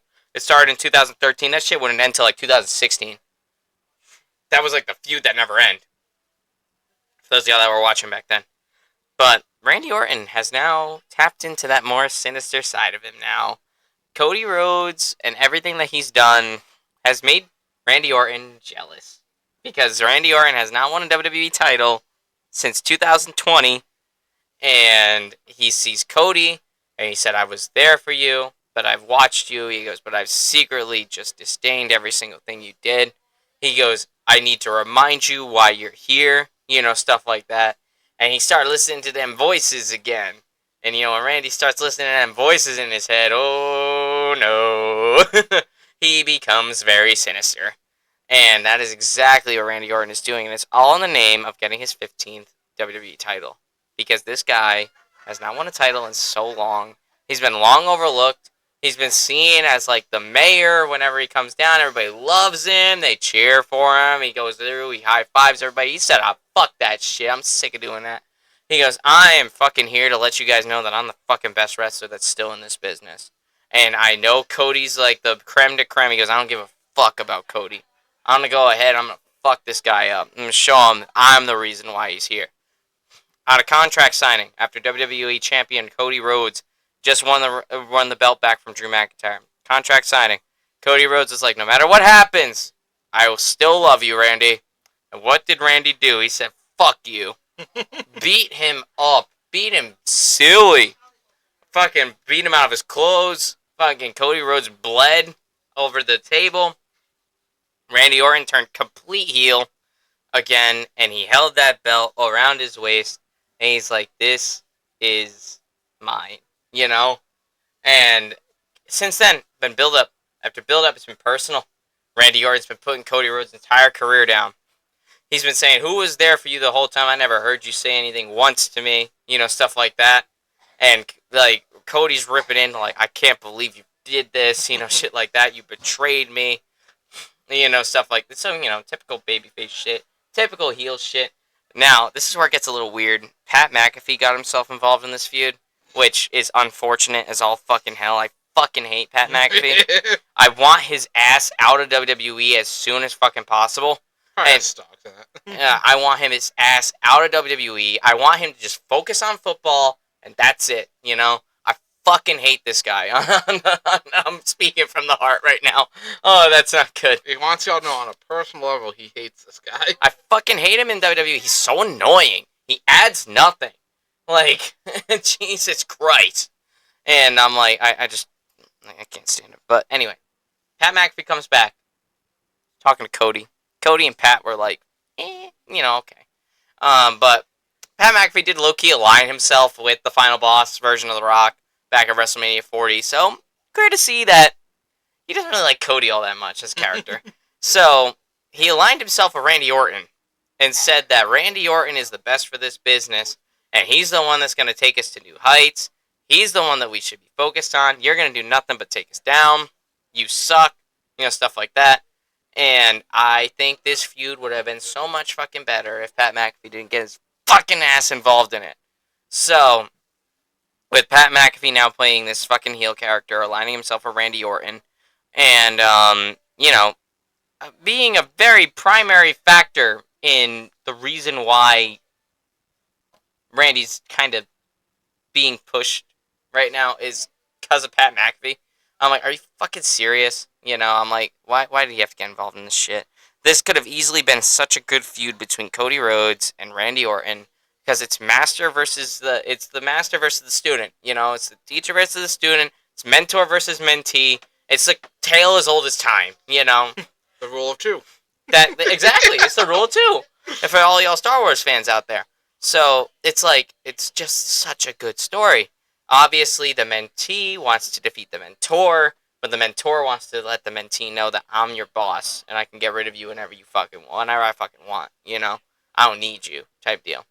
That could have been so good, but then you get fucking podcast hosts to get involved in this shit. I'm like, God. Anyway, I gotta calm down. This is still gonna be a good match. Still has a lot of stakes behind it. Just that one little part of the build is really fucking rubbed me the wrong way. But, Pat McAfee's going to get involved in this match, and he's going to determine part of the outcome, I'm sure. But if he gets himself involved in this match, like Travis Scott did last year with John Cena, that's going to fucking ruin this shit. I'm going to be so real with you. But, I mean, Pat McAfee is going to show up. Whether or not he has influence in the end of the match, well, that's left to be decided. But, if he gets beaten out there by, like, say, Cody Rhodes, like, fucking Sami Zayn comes out of some bullshit, or and starts beating up Pat McAfee or Jelly Roll, because Jelly Roll has aligned himself with Cody Rhodes a little bit. So really, this feud has been Randy Orton and Pat McAfee versus Cody Rhodes and Jelly Roll. So I think both Jelly Roll and Pat McAfee are going to have something happen in this match. Are they going to determine the outcome? I fucking hope not. I really fucking hope not. Because as much as I don't mind these celebrities being on WWE and, bringing eyes to it, when they have major impacts and storylines that should have just been handled with the superstars, it kind of annoys me a little bit. But because this feud could have been so much better if we didn't involve Pat McAfee and Jelly Roll in this. But whatever, it is what it is. Brings more eyes to the product, and that's what TKO wants at the end of the day. So So why'd they double book? I don't fucking know. Probably because I don't know. Yeah, they did double book, but most of that fight night is just they did make it earlier, so you can still catch like the main event of like the UFC card. But regardless, though, this build up, celebrity appearances aside and influence, has been really good. It's been juicy. I like the whole heel Orton, because that's just when Orton does his best work. Like, I grew up John Cena versus Randy Orton. That was the shit. I grew up John Cena versus Randy Orton. I grew up Randy Orton '09 just being an absolute fucking man. I always knew him as a bad guy. So when he went babyface, it was a little bit odd. But then, I was like, I kind of fuck with it. But at the same time, his best work comes when he's a bad guy. That's exactly what's happened here. I do think Pat McAfee and Jelly Roll are going to get involved in this match somehow, some way, but I really hope they don't influence the result. But the result is Orton's going to beat Cody Rhodes. There's no way they're going to make this new Orton lose to Cody Rhodes. As much as I love Cody Rhodes, as much as I'm probably going to want him to win, to be honest with you, I think there's more that can be done if Randy Orton wins the title and just terrorizes the WWE for a couple of months with this new character. And then Cody Rhodes will come back stronger at like SummerSlam or something, or like Survivor Series if you really want to make Orton's tyranny even more so, because I think after this match is done, Orton's tyranny is going to ensue, and he's going to start just ripping apart the WWE. And for Cody to come back and be the hero, that would be pristine, So I think if you really wanted to kick the can down the road and let Orton's tyranny continue into the end of the year, then have Cody come back at SummerSlam, or not SummerSlam, Survivor Series, like in November. That would be crazy. Even if he did SummerSlam, I have no doubt that Cody Rhodes would be able to build that up pretty well, Because here's the thing, Cody is really good when he's on the chase. When he has the belt, he's fun for a little while, but people, unfortunately, get sick of it, Yeah, you don't always want to see you want to see the hero lose sometimes, And a lot of people want to see the hero lose and build back. That's like the point of being a hero, You're gonna lose, you're gonna come back, But Cody does his best work when he's on the hunt and he's taking down a tyrannical force. Look at Roman Reigns. That produced like the best WrestleMania that we've seen probably for the next like 30 years. So I mean, or not 30 years is a bit extreme, 10 years I'll say. But regardless though, this is Orton's match to win. If Orton wins this, it's going to be the tyranny of King Orton, and that's going to be how this rolls. And yeah, and then Cody Rhodes will go dark for a little bit. He'd be forced to battle back. Probably eventually going to win the title back at some point, but I just see Randy Orton. I don't really see a world where Orton doesn't walk out with the title here.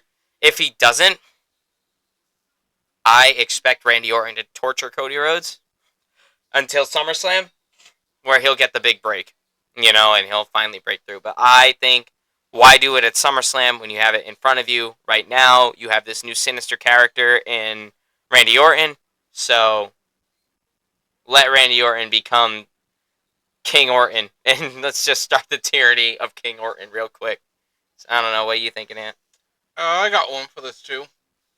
I think it's better for him to win than it would be for Cody to retain. Yeah. And I think that's right now what they're trying to do is build out the rest of their year so that they have stories and whatnot to tell. Because, like, the way you put it and the ways it sounds is that this has been kind of put together, and that's not good investment for the WWE.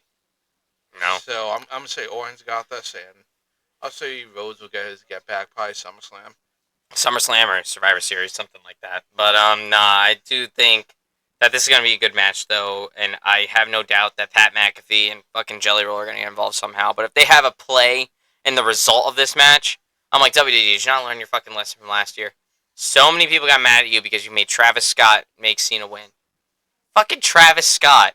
We're fine with interference getting the heel to win, but make it a heel that makes sense. Not fucking Travis Scott. Put The Rock in there. Like the entire time, I was like, "Where the fuck's The Rock?" I haven't seen that guy forever. I'm like, "Where the fuck's The Rock?" You know, like The Rock is the reason why Cena turned heel, apparently. So I mean, like, it's like, but like, where's the fucking Rock? You know, where's The Rock?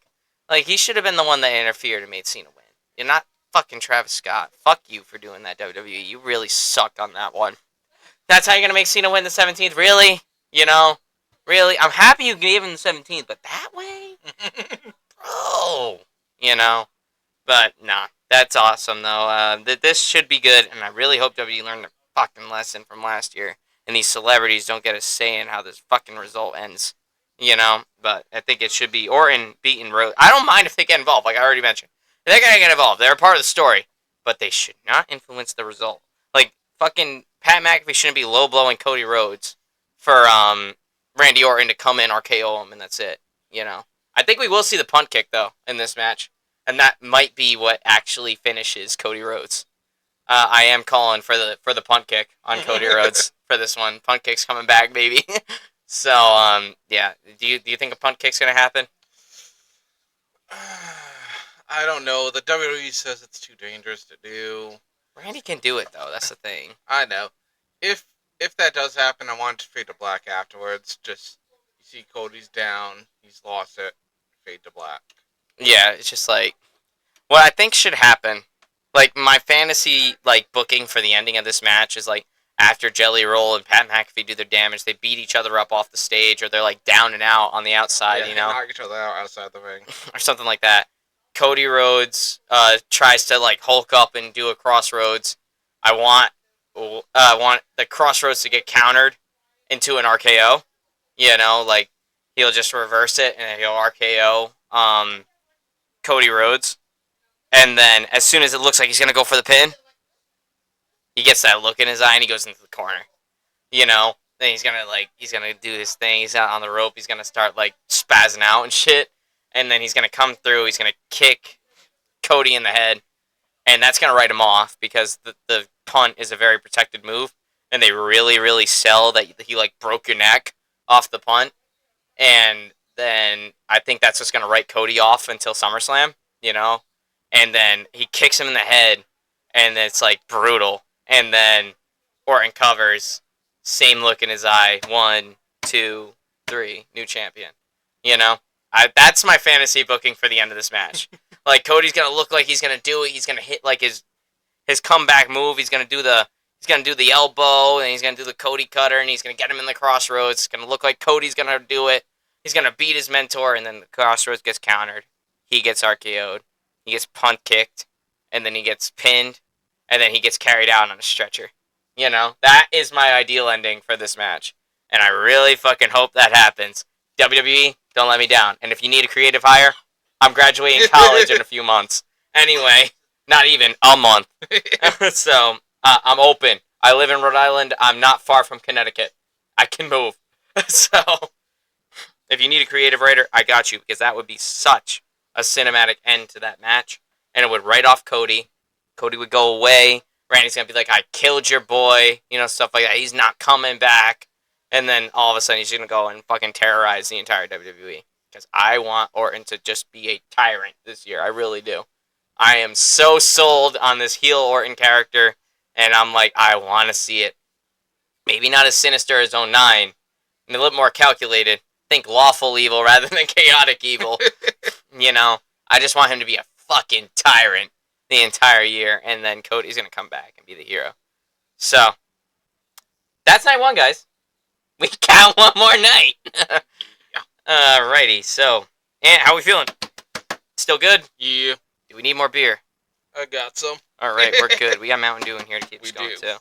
Pepsi hit us up. We're going to take this for an ad break. Pepsi hit us up, frontwax15 at gmail.com.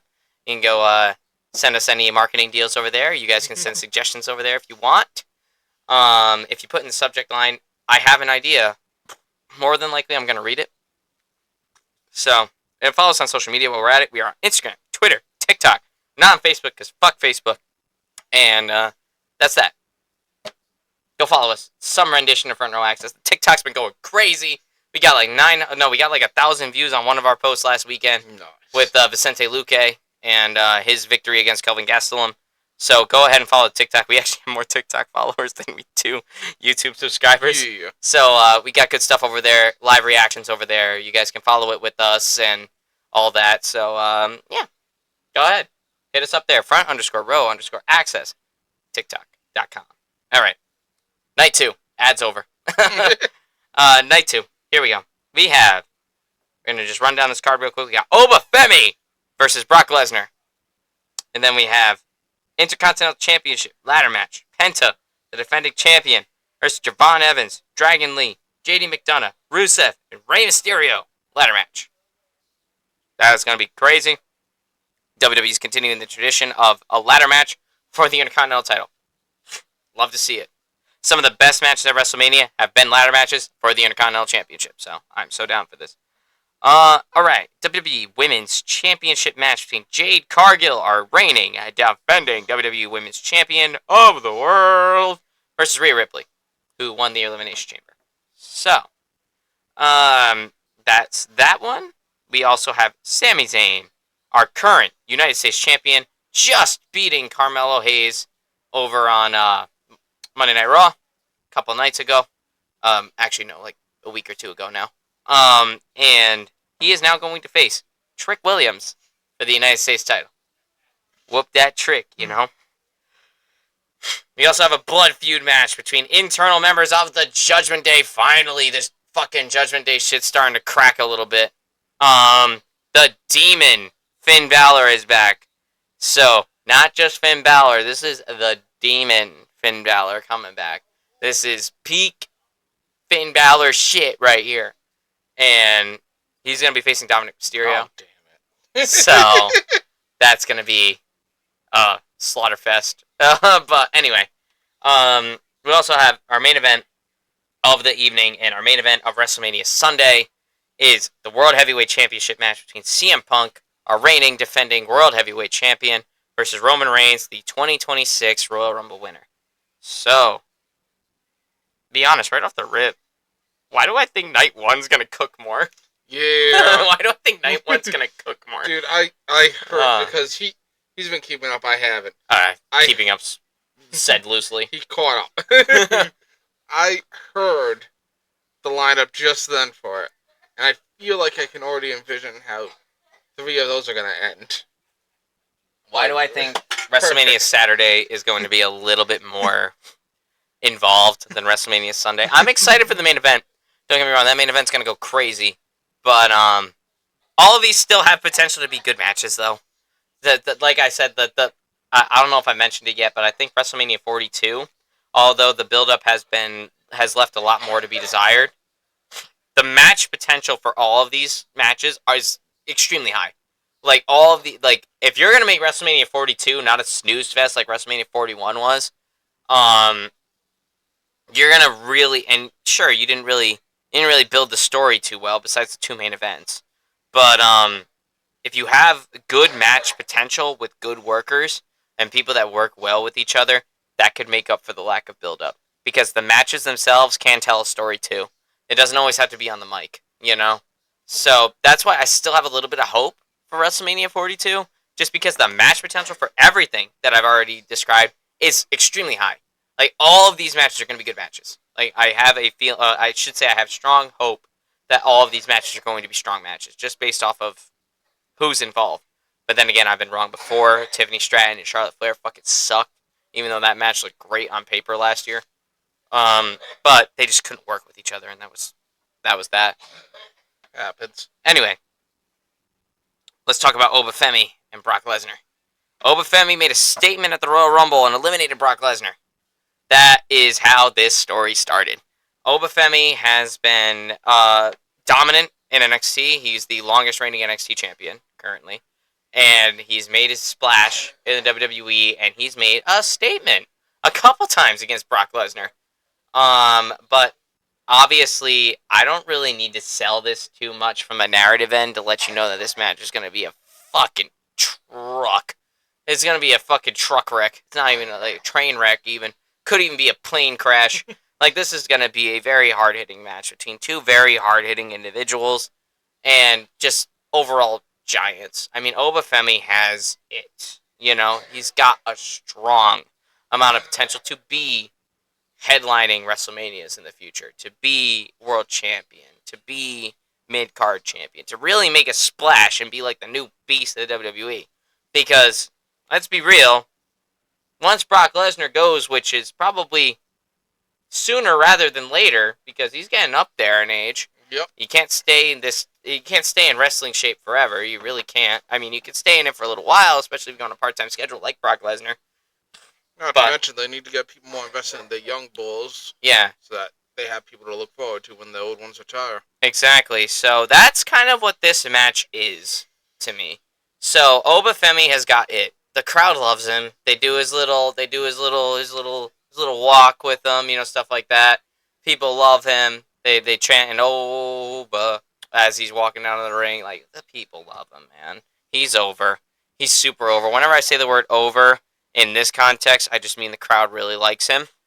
When I say they're not over, and I'm talking about one individual superstar and their relationship to the audience, I'm telling you that they don't make connections with the audience. Obafemi has already made a connection with the audience. People like him. People love him in NXT as well. So, this is what this match is. It's going to be the old beast versus the new beast. It's Paul Heyman, Brock Lesnar versus Obafemi. And this match has looked pretty good on paper. I'm excited for it overall. Both guys are, and they're big guys, don't get me wrong, but they're not like immobile. They're athletes. Both these guys are explosive. Both these guys can move. Both these guys got muscles. Both these guys are going to hit some really, really good moves. And it's going to be a really good display of like just heavy hitting wrestling right here. Because you got two giants here. That being said, there's always the potential that Brock Lesnar just F5s his way to victory, Suplex City's a motherfucker, and walks away with a victory. That is always a potential. I'm not ruling it out. But I think there's a very clear and cut choice on which direction the WWE is going to move in, and that is in the hands of Obafemi. I am going to have hope that this match is good. What would ruin this match? What would ruin this match is if it's just a finisher fest. If it's just a fucking finisher fest, it's like F5, F5, Destroyer of Worlds. It's like, I'm gonna yawn. I'm gonna fall asleep on the fucking couch. I'm gonna go get refreshments. I'm gonna go get refreshments. I'm gonna go get fucking McDonald's. Like, I'm gonna go, if it ends up just being that, and then on top of it, what would also ruin this, if it's a finisher fest for like 5 minutes, and Brock Lesnar squashes him. That would especially fucking ruin this shit. Because Obafemi's so fucking over right now. And Brock Lesnar's already given him a little bit of a rub. He's taking bumps for him. He took a bump on Monday Night Raw a couple weeks ago for him. He got himself eliminated from the Royal Rumble by the hands of Obafemi to make him look good. So I think it's pretty clear and obvious that Brock Lesnar's low-key trying to pass the torch to Obafemi here, and that's exactly what this match kind of feels like. Because let's be honest, I mean, Brock Lesnar's getting up there in age now. He's not going to be able to wrestle forever. He probably doesn't want to keep wrestling, to be honest with you. So, I mean, I think pretty much almost certain. I'm but of course, there's always a potential that Brock Lesnar wins, because there's just always a potential that Brock Lesnar wins. I'm like 70-30 that this is Obafemi's to win. So, I will be taking Obafemi. I'm hoping it's a good match, not just a finisher fest, but if it is just a finisher fest, Obafemi's winning, but it's not going to make him look too good. And I'm just hoping it's not a finisher fest, it's a good match, and Obafemi's like 70-30 winning this match, I would say. Maybe even 75-25. But there's always a strong potential that Brock Lesnar just goes in there, fucking Brock Lesnar's it, and just walks away with the victory. You don't see it until SummerSlam. But, Ant, what you thinking about this match? Now, Steven. Mm-hmm. You know my feelings on Mr. Lesnar. Yeah. He is the one Who put the who one put the one in in 21 and one. one.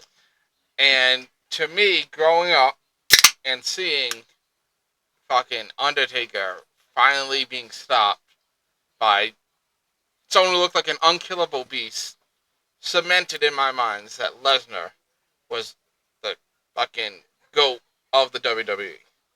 And then, when we started these podcasts up, I'm informed, hey, by the way, he went over to MMA, and he became champion over there, too. He did. It was a different age. And so, all I thought about was, goddamn, this guy is an athlete, and a great one at that. But, I got 97% on Obafemi. And that's some bullshit in my mind.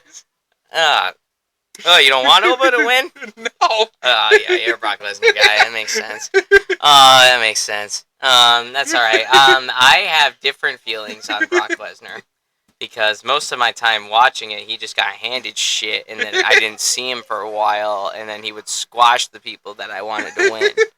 So I've had a bit of a different. I always respect Brock Lesnar for what he can do. Obviously, I just made an excellent case for him right there. Like, as you can see, there's still a lot of underlying respect here from me towards Brock Lesnar. But man, I'm just so fucking sick of Brock Lesnar, man. I really am. And it's just like He's got Lesnar fatigue. I've got mad Lesnar fatigue, and I can understand why you hold him in high regards. He's a fucking crazy motherfucker. I took a decade off too. Yeah, but you took a decade off, and through that decade, it was nothing but Brock Lesnar. And I was like, I get it. The guy beat the streak. That's huge. That was Undertaker's creme de creme of his entire career. Forget the fact that he was ever a world champion. He was 3 times. But he won those World Heavyweight Championships in WrestleMania matches for the streak. It was streak versus title. Undertaker's streak getting ended by Brock Lesnar wasn't the right move, in my opinion. It was not the right move. Well, it wasn't supposed to happen. And it wasn't supposed to happen. Undertaker was supposed to win that match. He got injured, unfortunately, concussed right in the middle of the match. So then the referee had to make a call and said, hey, this is it. The streak's ending tonight. He can't continue, stuff like that. And he can't even pull it out of his ass to finish the match quickly because he was just so confused, He didn't know where the fuck he was. He didn't know what he was doing. So he said, that's it. Streak's ending tonight. And then the one that put the one in 21 and 1 happened. I fucking hate that tagline, by the way. Man, but yeah, you took a decade off, but man, through that decade, it was nothing but Brock Lesnar, and I get it, I do, but that can only happen for 3 years, I would say. Then he should have just became a normal person on the roster, and that was just one of his acolytes. See, I think the real problem that the WWE had, especially with the handling of Lesnar in comparison to Undertaker, is Lesnar doesn't got the time. He doesn't have the time that Undertaker did. Honestly, you guys might not know it. We've gone over some documentaries and whatnot over the WWE, how it formed exactly, where it came from, We're how knowledgeable. It went to. And when we say stuff like Cody Rhodes is a workhorse, Cody Rhodes is a workhorse. Oh, big time. We couldn't possibly say otherwise. But whereas we can say stuff like Paige walked so that Lynch could run. AJ. AJ, yeah. But we can say stuff like that. Before any of those names ever made it big, you had Undertaker there. Yeah, Undertaker was there for a long time, bro. He debuted in 89, 90, something like that. He was there from the start, and it was fucking 20-something odd years. Honestly, he was a WWE star up until, what was his final match in 2020? Yeah, it was the Boneyard match against AJ Styles. It's a different level of respect that earns you. And it was a lot less. Man, I'm going on a whole tangent here. That's fine. Keep going. It was a lot less regulated and a lot less safe back then, as we've mentioned, the perks and the fucking steroids that they had back there. And he would just consistently put in the work to put the brand on. It was WWE till the end. Stuff like Adesanya and all that, they did the same thing for their own brands. But the decades of respect I have for Undertaker, and the decades that the whole WWE fandom had for him, WWF at the time, when Lesnar won, they had no possible way to maneuver that onto another workhorse that I could get to, you know? Because even, like, I think Hulk was only there for 25-ish years? Yeah, Hulk Hogan, I mean... Rock? The Rock was only... the Rock in his peak...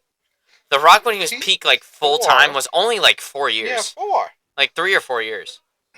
And so that's why they didn't want that momentum of The Undertaker having been defeated.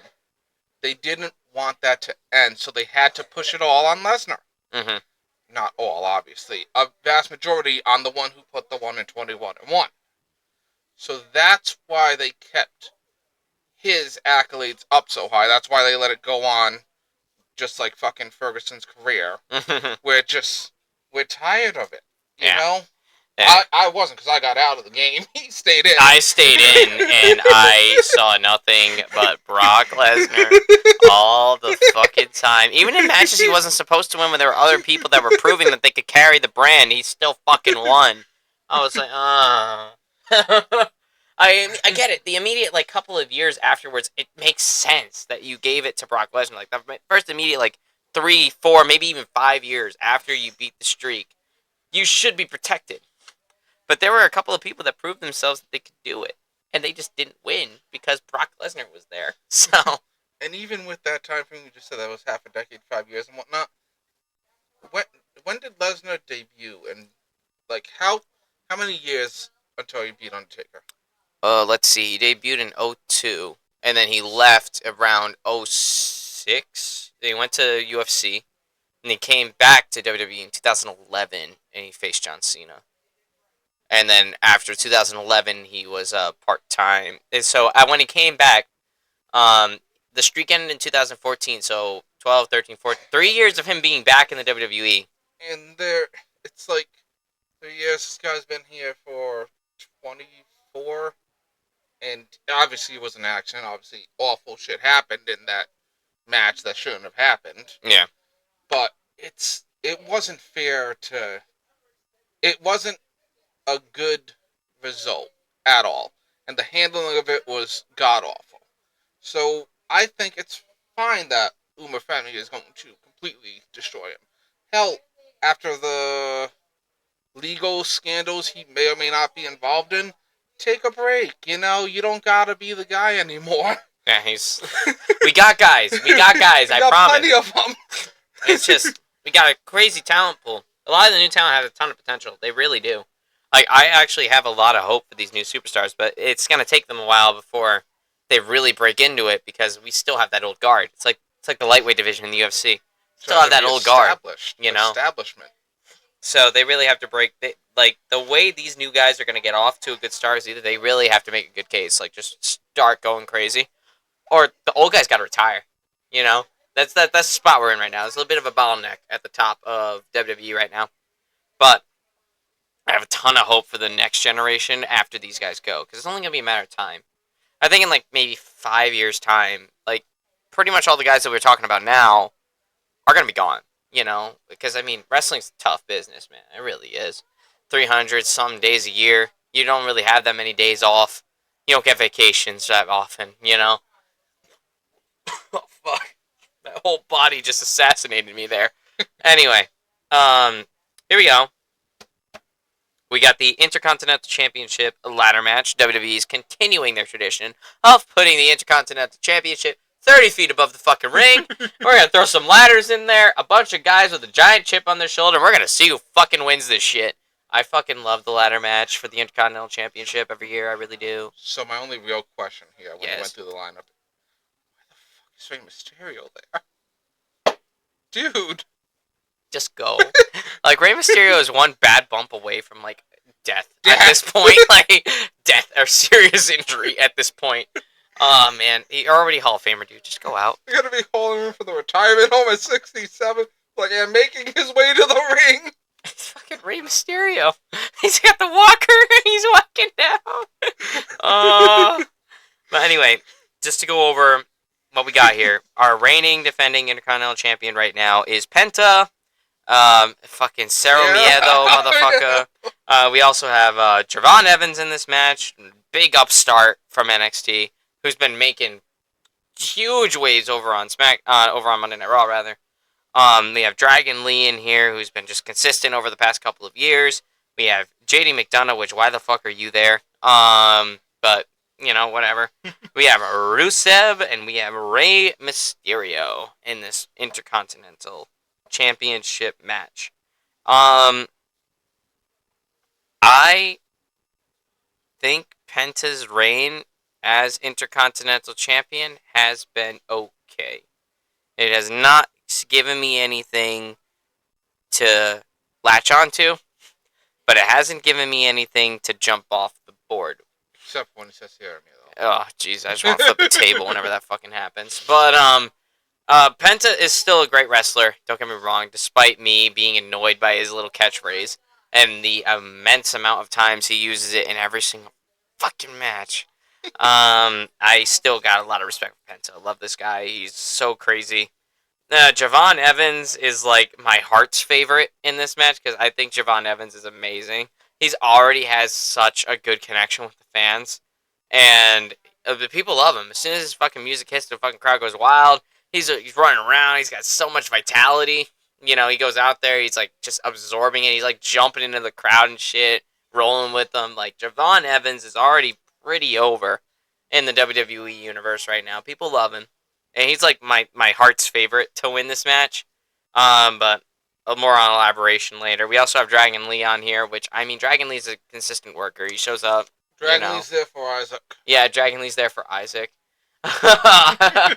And, yeah, so Dragon Lee's there. JD McDonough, I mean, JD McDonough's JD McDonough. I don't give a fuck, Show you know. him somewhere. He's a fucking pop-looking ass. Anyway, we have Rusev, who's been on a tear since coming back to the WWE from AEW, which makes complete total sense. He's fucking Rusev. Yep. And Rusev, if you remember, if you guys were watching 10 years ago, Rusev was like amazingly unbeatable back in the day, and people loved him. Especially his Rusev Day shit. Like, that was so cool. He'd come down in a fucking tank, you know? And, yeah, but Rusev is super cool. Obviously, bad guy, heel character, but he's still just fun to watch. He has a connection with the audience. Even if he's supposed to be the villain in this story, he still has a connection to the audience. And, you know, he's just an undeniable force in the ring. And we have Rey Mysterio, which... He's around still. Guys, you don't need me to tell you about Rey Mysterio.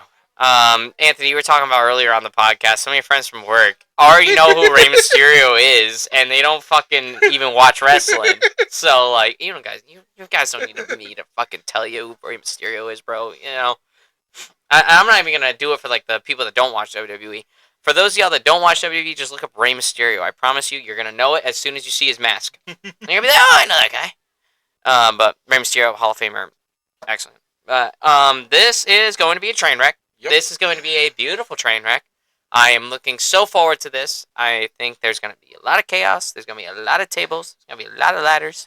There's going to be a lot of chairs. And it's going to be super duper fun, you know? And overall, I think the number one thing that I can definitely say about this, I don't think Penta's walking out of there with this title. We have a couple of heavy hitters in here. And my heart wants Javon Evans, don't get me wrong. And I'm going to be hoping that he wins this. But Rusev's going to be your Intercontinental Champion. I mean, what the fuck? He's been unstoppable since coming back, guys. This dude has beaten Sheamus more times than I can fucking count. And he's just such an unstoppable force right now. And what better way to legitimize his comeback to the WWE roughly a year from when he came back almost a year. He came back like shortly after WrestleMania last year. Then give him the Intercontinental Championship. Reward him for what he's been doing because Rusev's showing up every week, putting on matches. He's looking dominant as shit. So, as much as my heart wants Javon Evans, it might be too early for him. I think he's just got to keep going with his vitality. He's just got to keep going with the good matches. He's got to keep showing up week in and week out. And then eventually he will be rewarded that Intercontinental Championship. I have no doubt about it. Like, not a doubt in my mind, this dude is going to be an Intercontinental Champion maybe 2 years from now. Maybe even a year. Somebody can have a really good fucking 8 months, and then all of a sudden they're like the shit, and then he might even skip the line and get a world title shot. But who the fuck knows? I think that's a bit out there. But Intercontinental Championship definitely by the end of the year he could be fighting for one. But right now I think you got to give what Rusev has earned right now. And I know a lot of y'all might not like Rusev, a little bit annoying. You're like, oh, what the fuck with this guy? He's always winning. Yeah, I feel you. Trust me. I went through 10 years of Brock Lesnar. But Rusev, since coming back, hasn't really been rewarded for what he's doing. And I think, and you look at it in comparison to Penta, who only came back like a couple of, who came to WWE, didn't even come back to WWE, came to WWE from AEW, and got this championship within like his first couple of months. He got like pushed to the fucking moon when he came in. And Rusev did too, don't get me wrong, but he didn't get thrown into the mid-card title picture right away. He had to work to get there. So I honestly think this is Rusev's match to win. So I'm taking Rusev to be your new Intercontinental Champion, but my heart's going to want Javon Evans to win this, and I'm going to hope that happens. When you went over the lineup for this match, and you got to Rusev, right after him you said Rey Mysterio, but when I heard Rusev, I'm like, have I heard anyone yet who is going to tell Rusev he's not going to get that belt? I didn't. I know Penta's good. I know he's putting in the work. He's trying. I didn't actually know who Javon Evans was until you just went over him. And then you said Mysterio, and I'm like, okay. So the only thing I could see keeping him from that belt would be Rey Mysterio's legacy. And do I have to be the one to say it? Like, Rey Mysterio can't hang anymore with these guys. Like, no. He shouldn't be there. I'm sorry, guys. I love Rey Mysterio. I got a fucking pop figure over on my shelf over here. It's signed by him, verified and everything. I love Rey Mysterio. Don't get me wrong. He was a childhood favorite. He really was. He's amazing. It's just he's past his prime, So I got Rusev for this. Yeah, Rusev too. But my heart wants Javon Evans, but I think it's just a little bit too early for him. Do I think he's going to be fighting for that title anytime soon? Yes, I do. Anyway, we got our studio audience. This is proof in the pudding, guys. This is my signed pop figure from Rey Mysterio, and there is the verification card. Like, it's legit. I love Rey Mysterio, but he is past his prime, and Rusev is still here, at least for a little while longer, and that's that. Thank you guys for grabbing that. But yeah, we're taking Rusev. All right, next match. We got 2 more guys after this. I promise. We're almost there. It's a long episode, but it's WrestleMania. It's WrestleMania. We're coming 2 nights, okay? Again, like 2 podcasts in 1 year. Essentially, yeah. We always go crazy for WrestleMania on here, so we went crazy for WrestleMania 40. We did crazy for 41, even though 41 just fucking did not deliver on any cylinder 40 was just too good. At all. 40 was just too good. Yeah, I think we couldn't compete. Yeah, 40 is going to be the best. I think it's even unfair to hold any WrestleMania from now in like the next like 10 years to even compete with WrestleMania 40. That shit was special, and the fact that I was actually able to be there in person and watch it go down was just incredible. But here's our Women's World Championship match, WWE Women's Champion match, never mind. World Championship match, Vaquer and Morgan, that's already done and over with. You took Morgan, I took Vaquer. We're going to see how that goes. But WWE Women's Champion, we got Jade Cargill and Rhea Ripley. I'm excited. I'm excited. This is a good match. This really is a good match. We got 2 powerhouse women going at it in the name of the WWE Women's Championship. It really is that. good, guys. I'm so excited to watch this match go down. I really am. Because for once, I see somebody that could beat Jade, and I see somebody that could beat Rhea. You know? So, I'm so excited. This match is a bit of a coin flip for me, too. You know? Both women's title matches are a little bit hard for me to predict because I can make such a good case for each of them. But my problem with this match, even though it's great on paper, Rhea Ripley won the chamber. If you guys didn't know that, so that's how she got into this position. And since Liv Morgan already shows back care, the only one left was Jade Cargill, and there you go, going for the title. You know, Jade Cargill and Rhea Ripley have been in a physical feud mostly. It's not been on the mic so much. They've mostly been in a physical feud, just trying to overpower each other and kind of like, yeah, I got bigger muscles than you, now I do. You know, stuff like that. Watch me toss this person. Watch Also, me toss this person. the only problem that I have with this build-up is they've involved Io Sky in it a little bit too much. But since it was supposed to be a match between Jade and Rhea, they've involved Io Sky into this a whole lot. And it's because Io Sky and Rhea Ripley, they're partners, they're tag team partners. So, but the thing that Jade has been doing has been like torturing Io Sky to get to Rhea, you know, and that's been the primary like. So they've been using Io as a scapegoat? Essentially, yeah. And I don't really. I mean, I get why. I like that as like an auxiliary to the story, but not the main story. You know what I mean?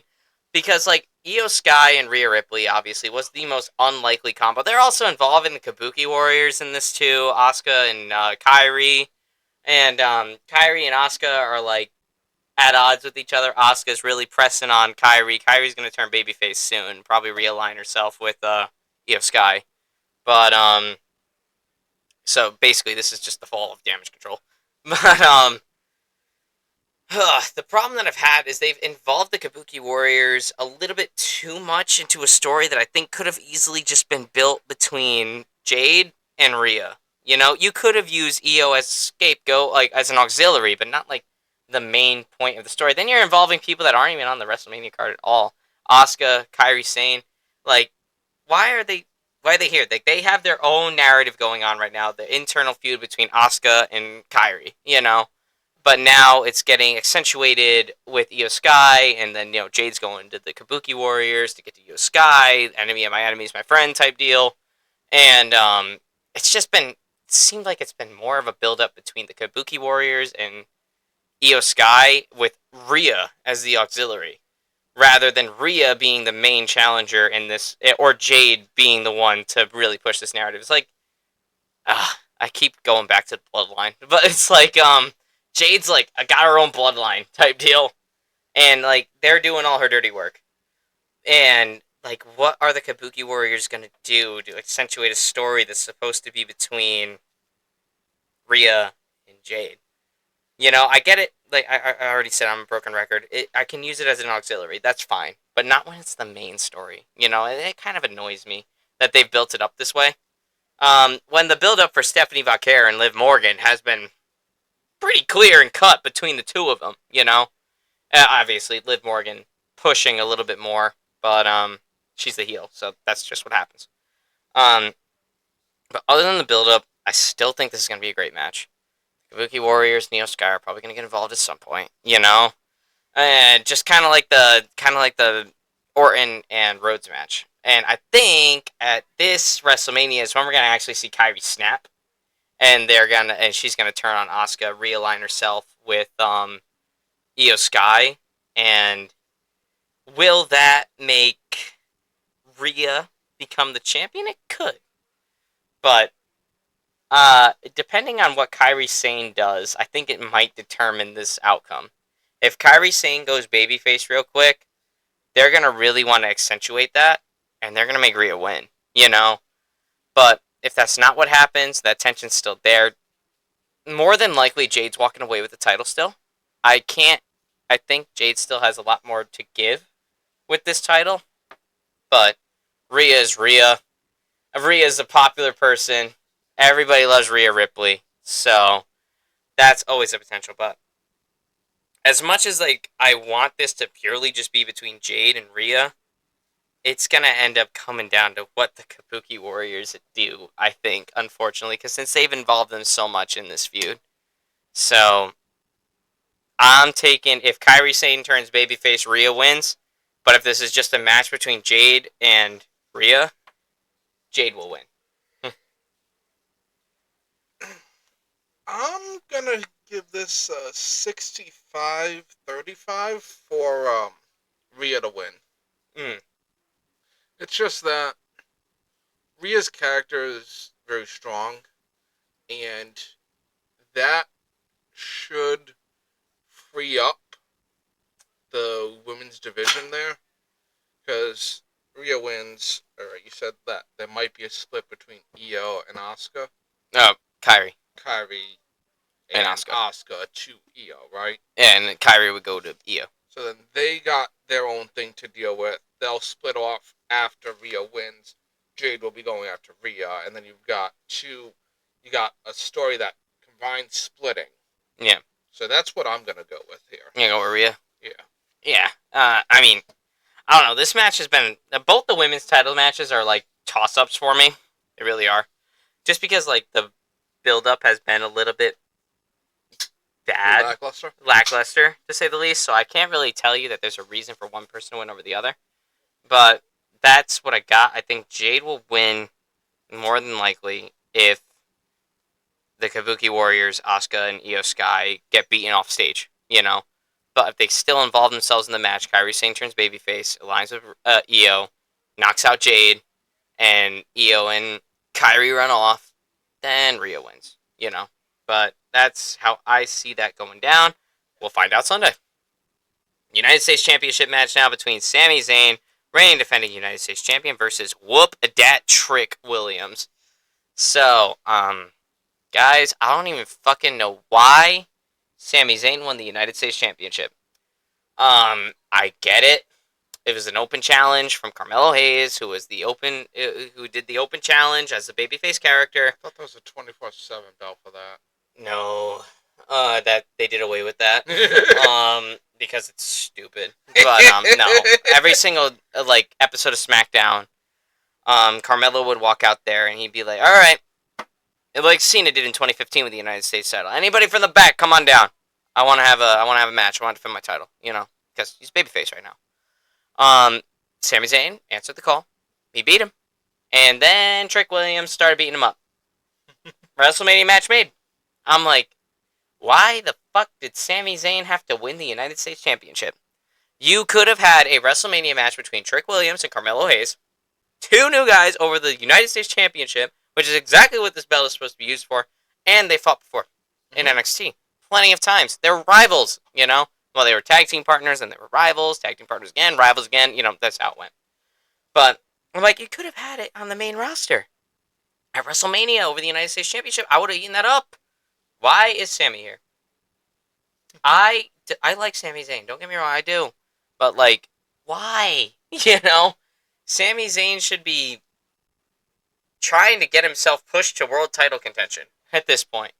But he's still just stuck in the mid-card. Sami Zayn is just in a weird spot in his career. Because I don't think the WWE will pull the trigger on him.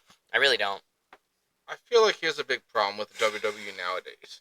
When it comes to the World Championships, they've already got their storyboards lined out for the next 4 months. Yeah, a couple minimum. Months. Maybe they even probably a year. have the next year planned out. And so to be able to go into contention for a world title, you've got to be doing something for an extensive amount of time where they can then keep you up in that upper echelon so that you can be written into the story that's going to be developed in a year and a half from then. I feel like that's the problem nowadays with it. Which, don't get me wrong, the problem with... We've seen a lot of documentaries on WWE. The problem with it at the start was they had no stories, they had no investments. No. Now I think they're overly focused on the stories and investments so much that they're missing the talent right now for what they can plan out next year. Yeah, it's a bit of... It goes back to what I was saying earlier with that bottleneck. You know, that's kind of what's going on in WWE. It's like, it's not going to really... Once the old guard goes away, bro, it's gonna fucking blow up. It's gonna be anybody's game, you know, and it's just gonna be up to you. But I'm just like, why did Sami Zayn have to get involved in this shit? You know, you could have had Mello and Trick go at it, but it is what it is. Sami Zayn's in this versus Trick Williams, and because Sami Zayn's going in as the champion, I'm automatically thinking Trick Williams is winning this. If it was Mello, then I would have said Mello retained, you know. But since it's Trick and Sammy's known for putting over these younger guys, I think Trick Williams is gonna walk away with the United States Championship, which will open a feud between him and Mello, probably later down the line. It's because Trick's so new. Like, has he been at the WWE for a year now? Oh yeah, about a year now. It's like when it's a year and under, I don't feel you should have a title. I think it's still on the come up. So I'm gonna say I got Sammy for this. Sammy's gonna retain. Yeah. But Trick is eventually gonna win that belt, probably. Oh, yeah, Trick's he's a phenomenal goddamn superstar. Mm-hmm. He just hasn't been built up in the WWE quite yet. Yeah. I know of his work. He did great in NXT. I know of his work because you told me Yeah. about it in NXT, so I know the dude's a workhorse. He'll put on a show and he's good for it. Mm-hmm. It's just I don't think he's there yet. I got you. But this isn't going to be the last time that Trick Williams fights for a United States Championship. It's just a matter of if he gets his break now. I think he will. Anthony, you're thinking otherwise.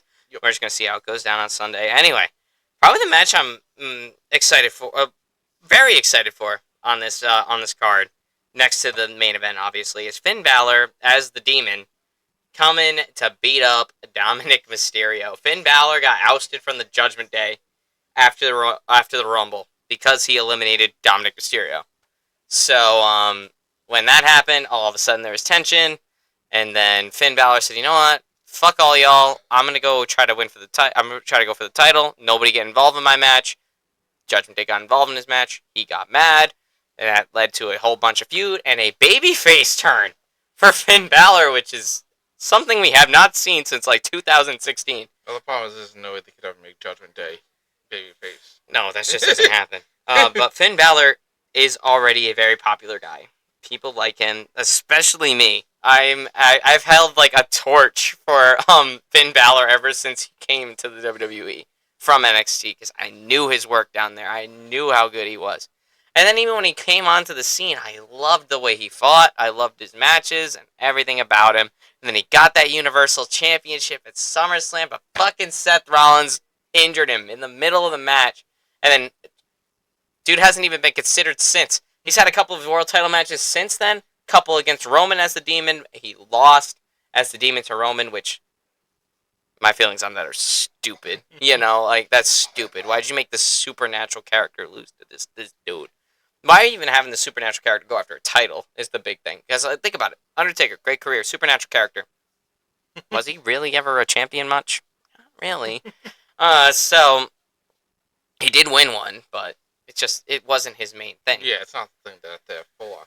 That's what the Demon is supposed to be, you know? So, like, it's just, when you have him lose like that, it just makes it ruins the character, you know? If it's the Demon if it's just Finn Balor, the wrestler, doing it, that makes sense. But if it's the Demon Finn Balor, then it has to be different. It has to be handled different. Reigns stock up higher. That's exactly all it was, because, I mean, Reigns carried us through the pandemic era. All flowers to Reigns for this one. But, anyway, Finn Balor as the Demon versus Dominic Mysterio. I mean, this has just been an ongoing feud. It's friends to enemies. Classic WWE trope that's been done a million bajillion times. So, but it doesn't matter, because every single time it's a little bit different. It's different people. It gets sold differently. So, ultimately, this is going to be a crazy match between the Demon and Dominic Mysterio. I think there's going to be shenanigans. I think there's going to be a lot of Judgment Day interference. But I swear to fuck all God, if they make the Demon lose again at WrestleMania in a match that they should have won for the third time in history, second time in recent history, I am gonna flip shit. I really am. I'm gonna be so fucking angry if Dominic fucking Mysterio, this Eddie Guerrero wannabe motherfucker, beats the Demon by shenanigans.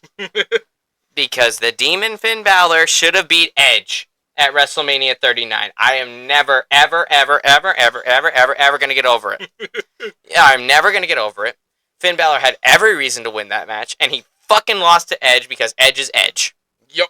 And I'm like, you motherfucker. You made the Demon lose at WrestleMania to the person that he should have fucking beaten in a Hell in a Cell match. It was a Hell in a Cell match. This is where the Demon's supposed to come out. And I was like, why did you make the Demon lose? Why did you make him lose? And then he had such a good storyline with Seth Rollins when Seth Rollins became the champion. I get it, he beat him the first time. Seth Rollins was the champion, yeah, and he had to establish himself as the champion. But the second time, and then the third time, and then the fourth time, I keep getting fucked over. When Finn Balor keeps getting fucked over, and it makes me mad on his behalf. Because Finn Balor has so much to offer. He is such a great wrestler. He's such a good character. And he's another one of those unsung heroes, like a Seth Rollins. And he's one, but he just doesn't get the big ones. And it annoys me because I am partial, because I'm a huge Finn Balor fan. But, I mean, even for somebody that might not be as crazy, I think you could see where I'm coming from. You know? Because it's just like, oh my god, if they make the fucking Demon lose to Dominic Mysterio, I quit, okay? I fucking quit. Finn Balor, pack your bags, go to AEW, or just full on retire. Like, they are not treating you right, you know? Like, go find greener pastures somewhere else. Or just sit with your money and be like, alright, I'm done. Fuck y'all. Because Finn Balor is, like, I think, the 4th highest paid wrestler in the WWE right now. So, I mean, he's up there. And he just never fucking wins. The reason why he keeps showing up is because, well, the money. But, you know. I swear to God, if they make the Demon lose at WrestleMania to Dominic fucking Mysterio, and especially if it's by shenanigans, I quit. I fucking quit, you know? And I want Finn Balor to either retire or just leave WWE entirely, because they are not treating you right. Get the fuck out of there. Because you deserve better. Anyway, that's my feelings on this. This has to be a Demon beatdown. If it's not, I'm going to be really mad. I digress. Before I go on another tangent. See, the thing is, I can really, really, really, really, really, really, really want someone to win. Yeah. But at the end of the day, I think I know what you're gonna say. My guts tell me that they're not going to. God fucking damn it, man. And like you are saying, like I agree, there is no fucking reason and no way in the world that the Demon Finn Balor should or could lose this. But I still think... Oh my god, don't do this to some me. slimy means... Oh. Dominic Mysterio's gonna win. Oh, man. And the problem I have with Dom's character, and I know what they're going for. I watched Eddie Guerrero. I know what they're going for here. Lie, cheat, and steal. The problem I have is that no matter who Dominic Mysterio is going up against, you cannot tell me that he had a ghost of a chance. That's his character right now. He somehow wins through underhanded means, and that's what he always fucking does.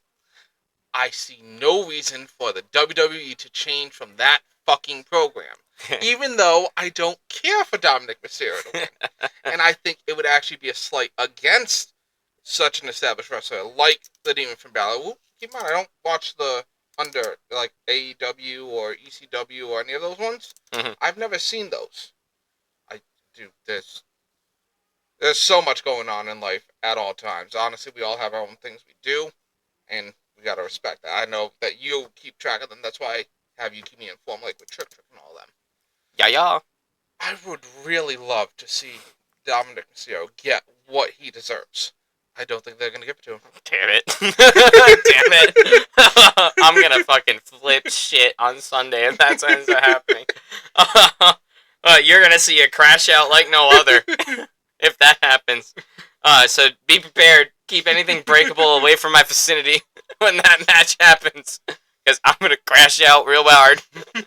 But anyway, I'm excited to see the Demon again, though, regardless of the result. We haven't seen the Demon in 3 years, so I mean, he's coming back from the dead, and when he fucking should have won that match anyway.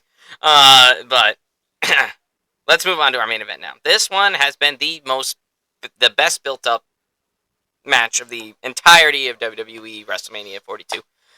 Because it's the fucking be all end all. It's the one that's going to close out the weekend. It's the one that's going to close out the show on the second night.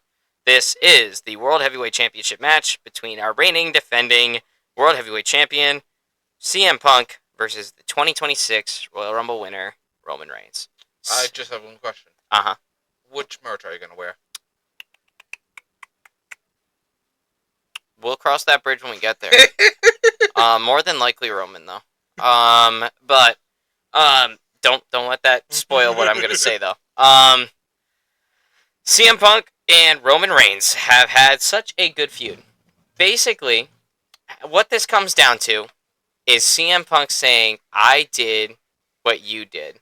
I don't care that your number's higher than mine, but you did what I did." You know, and end of the day, I'm still the best in the world. You know, and you were just a copy. You know, because for a time, guys, I want you to go all the way back 2011, 2012. No, it's a little while ago now. But 2011, 2012, 2013. CM Punk was the fucking shit at that time period. He was.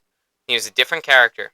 He's an anti-establishment guy, not afraid to blur the line between reality and TV.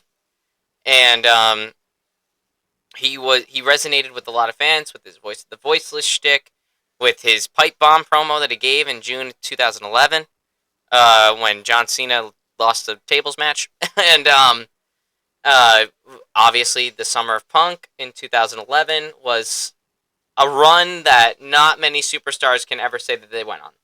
CM Punk in 2011 and 2012 was the shit, one of the most protected wrestlers on the roster, and when he won that WWE Championship and Money in the Bank 2011, and he blew that kiss goodbye over the barrier, and he ran out of WWE with the WWE Championship as his contract expired. And when he dropped that pipe bomb promo saying, "I am leaving with that title, and maybe I'll go defend it at another promotion," you know, stuff like that, that actually scared the fuck out of Vince McMahon. Because here's the thing, the pipe bomb promo got cut off for a reason. Because CM Punk actually went off on Vince McMahon on live television and disguised it as a wrestling promo. He legitimately showed you the problems that WWE had at the time. He mentioned Brock Lesnar, who was he who shall not be named at the time, because it's before he came back. You know, he was like, he who shall not be named at the time. He mentioned Brock Lesnar. He mentioned the problems with the USA Network that everything was on. He mentioned Hulk Hogan and all the weird shit that he was doing. He called John Cena a corporate kiss ass. You know, legitimately. He literally went off on the establishment of the WWE on the air. They had to cut his mic off because it was getting too real. He was crossing the line. He was pissing Vince McMahon off. So, just to let you guys know, that pipe bomb promo, even though it blurred the line between reality and TV, was more reality than TV. Just accentuated through the outlet of TV. So, CM Punk was the shit, and the crowd loved him. Here's the thing, Vince didn't want to give CM Punk the championship. Obviously, this is still peak Super Cena era. This motherfucker was winning every match. You know, it didn't matter what he was doing. He rarely lost. Like, this was Super Cena era. You know, like, Cena was Superman. That's how it was. And then, he did not want to give it to Punk. But he knew, since they were in Chicago, CM Punk was going to be the most over guy, the most popular person in the world at that current moment. And then he's going to be like, he knew he didn't want to do it. But he did it. He made him win, because here's the thing. Chicago would have fucking rioted if CM Punk lost. They are known for their riots. Yeah, they are, whether they win or lose, usually. Same with Philly. But, Chicago, they would have been pissed the fuck off. Even the WWE Universe would have been pissed the fuck off, because everybody loved CM Punk because he gave you that reality. Because he wasn't afraid to get up on that mic and say this real shit that was on his mind, you know? And that's respect, to be honest. So, when he won that WWE title, he beat John Cena. Fucking ran out the building WWE Championship in hand. Contract expired at midnight. He was uncontracted WWE superstar holding the WWE title. That is a nightmare. That is a nightmare for Vince McMahon at the time. You know? So, CM Punk was shit. Keep it lightly. But after he won that title at SummerSlam, he won the title again because they had a unification bout because CM Punk did eventually re-sign. He re-signed and he faced John Cena, who won a tournament on Monday Night Raw in 2011. SummerSlam 2011 comes around. CM Punk becomes the unified champion, and he would stay the champion for 405 days. He went on a long title run all the way through 2012. Had a bit of a he had a babyface. He got the title as a heel, went on a babyface run, went heel again towards the end when he lost the title. He had to drop the title to The Rock at Royal Rumble 2013, which was totally unfair because they wanted to set up a match that already happened between The Rock and John Cena the second time around. Because in 2012, when they originally had the once-in-a-lifetime match, WrestleMania 28, I'm not denying WrestleMania 28, WrestleMania 28 was amazing, and CM Punk was the co-main event that night against Chris Jericho. That was a good match before John Cena and Randy Orton, and not Randy Orton, The Rock. It was in Miami, Florida. That's where The Rock's from.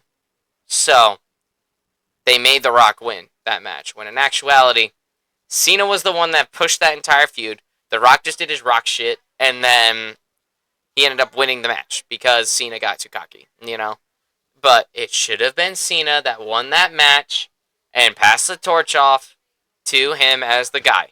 That's how 2012 should have went. Obviously, they pivoted. The Rock won. Cena had his year from hell where he didn't win the WWE title once all through 2012, and which was rare for him at the time because we were just so used to John Cena winning the WWE title all the time. So, you had the year from hell where he didn't win the WWE Championship at all, and he had to become a more ruthless version of himself to beat The Rock in 2013. But that did not mean they should have sacrificed CM Punk to The Rock. They should have done a triple threat match at WrestleMania 29. They should have just done a triple threat match at WrestleMania 29. The Rock, Cena, CM Punk. Because to be honest, that was what the feud was, even back in 2012. Because while CM Punk was the champion, he was still calling out The Rock, and he was still getting himself involved in that. And then when The Rock said, I'm done hearing you talk shit, I want to face you at the Royal Rumble, I want to win the title, I want to face you for the title, then he lost the title. He shouldn't have. That match shouldn't have even fucking happened at Royal Rumble.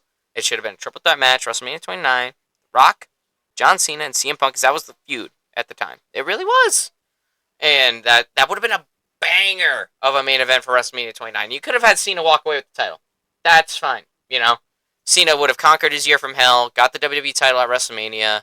Rock would have gotten himself fucking humbled from beating John Cena the year prior, and CM Punk would have had an honorable end to his reign, But the reason why I went into that giant tangent from shit that happened 15 years ago was because that was the main storytell for this one. CM Punk reminded all of us what he did. How he was the guy, he was the most popular wrestler, and he held the title for a long time and carried the WWE through a rather lull period because that was like peak PG era where everything wasn't that great, He was like the one little glimmer of hope at that point in time. Just like Roman Reigns was during the pandemic. Roman Reigns during the pandemic was that little glimmer of hope. He's the one that made you care. He won the title. He was the most popular guy. People loved him. He went on that long title reign. Yeah, sure. Roman Reigns' title reign was much longer than CM Punk's, but CM Punk's main argument was, I made the formula. You solved the equation. Type deal. And Roman Reigns just like, I've always hated you. I've always hated you, and I hate the fact that you're trying to undermine what I did and thinking that it was that was less meaningful than what you did. I was the one that brought this company back. I was the one that created the bloodline. I was the one that carried this company on my back for 3 years, You only did it for a year, stuff like that. I don't want you to undermine, and I'm sick of your attitude, sick of your ego, stuff like that. I'm doing this because I hate you, And obviously CM Punk is also leaning in on Roman a little bit, saying, I'm the one that got you here. Because who helped CM Punk through the tail end of his title reign in 2012. The Shield. Who was in the Shield? Roman Reigns. So, he said, I'm the reason why you're even here. You know? He goes, you were under me. You know, stuff like that. And Roman was like, I never wanted to be under you. You know, stuff like this. So that's basically, there's no clear hero. There is no clear villain. These are two guys that both have legacies, and similar ones at that, fighting to see who's better, essentially. And it's been such a good build up. It's been personal. It's been crazy. The last promo battle on this past Monday night on Raw between CM Punk and Roman Reigns really exposed it.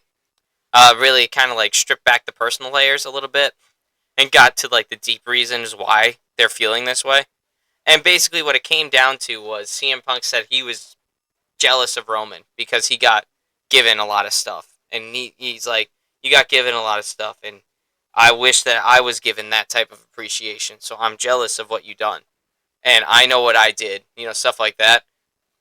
And I see that it was the same formula. You're just the one that got the benefit of it. But Roman comes back and he's like, reason why I'm mad at you is because I'm mad at how much you connect to that audience. You're the one that can get through to them. He goes, they sing your song every single time you come out here. He goes, I can never get that. He goes, but what I can do is kick your ass at WrestleMania, and forced everybody to acknowledge me. But still, it was like, there's no clear cut hero and villain here. They both have babyface and heel tendencies in this, and it's been a unique build. It's like a battle of two anti-heroes. It's like you put Daredevil and Punisher together, and have them fight it out, But it's just, that's what this build has been, and it's been excellent. It's been very clean on the mic. Hasn't really been now that physical. They haven't really gotten into brawls, but they've gotten into fucking fights on the mic, that's for sure. And they had a couple brawls, but nothing crazy, It was like Roman Reigns spinebustered CM Punk through a announce table, left him out for 2 weeks, stuff like that. But overall, this has been more just a mic feud, and they're just building up like this notion of I'm the one that gave you that. No, I'm the one that took what you did and made something out of it. Stuff like that. It's like that kind of feud. It's a unique build. It's not the angle that I thought they would take with this. I thought they would have made CM Punk the hero. They would have turned, Roman Reigns to be a bad guy again, But no, they're both holding their more anti-hero, morally gray stance. But they're just fighting over legacy, really, And this is what it's coming down to, and I mean, this is gonna put the asses in the seats, bro. It's CM Punk and Roman Reigns. Y'all motherfuckers know both of them by now. But this is one I've been going back and forth on a lot too myself, because on the one hand, Roman Reigns is Roman Reigns. He is still gateway attraction. He's the one that puts asses in seats. But so is CM Punk. CM Punk got his WrestleMania match last year. He got his main event, right? Best match of WrestleMania 41 was his match, but he didn't win, I'm like, maybe they give him the main event and they actually make him win this time. And CM Punk does show up more frequently than Roman Reigns. Roman Reigns, he's got his own shit going on, but on the one hand, Roman Reigns, no matter what happens, can carry a title and be a champion and make you care when he has a belt and when he's fighting. But he doesn't need a belt to do it necessarily, but a belt would help, And that'll add, because you won't see him as much, although that's annoying for us as fans, it will add a little bit like of a novelty to the championship. Maybe not novelty, but like prestige a little bit. Like, oh, World Heavyweight Championship, Roman Reigns, stuff like that. And then the World Heavyweight Championship becomes like a bigger belt than the WWE title, essentially. Which makes sense. It's the belt that gets commonly shown on Netflix. So, I mean, it would make sense that they want to add a little bit of care to the World Heavyweight Championship, because even though I consider both the World Heavyweight Championship and the WWE Championship to be on the same plane, not everybody sees it that way. A lot of people are like, WWE Championship, then World Heavyweight Championship. I'm like, no, it's WWE Championship and World Heavyweight Championship, but I think if you put a little bit of rarity to it and you throw it on Roman Reigns, then it becomes a little bit more special when it happens. But at the same time, Punk has been doing so good as the World Heavyweight Champion, and I don't want to see him lose it yet, So it's like, I still think there's shit he can do, but at the same time, I'm like, I know Roman can elevate this title. I know Roman will get people to care. So it's like I go back and forth on this a lot. Like the two women's title matches, I go back and forth on. This one I've really gone back and forth on. And originally, if you had asked me like maybe a month ago, I would have said Roman Reigns, you know? But I think I shifted a little bit, and I think CM Punk's going to retain here. So, but there is more things that can happen with both guys. I don't think the World Heavyweight Championship is going to be in a bad position when it's on the waist of either Roman or CM Punk. Something special is going to happen. But I think they're going to give Punk his flowers here and let him win main event of WrestleMania and let him continue on this amazing reign that he's going on. So yeah, that's where I'm at. This is a tough one. Yeah, this is by far the closest 50-50, I think, Mm-hmm. of this WrestleMania.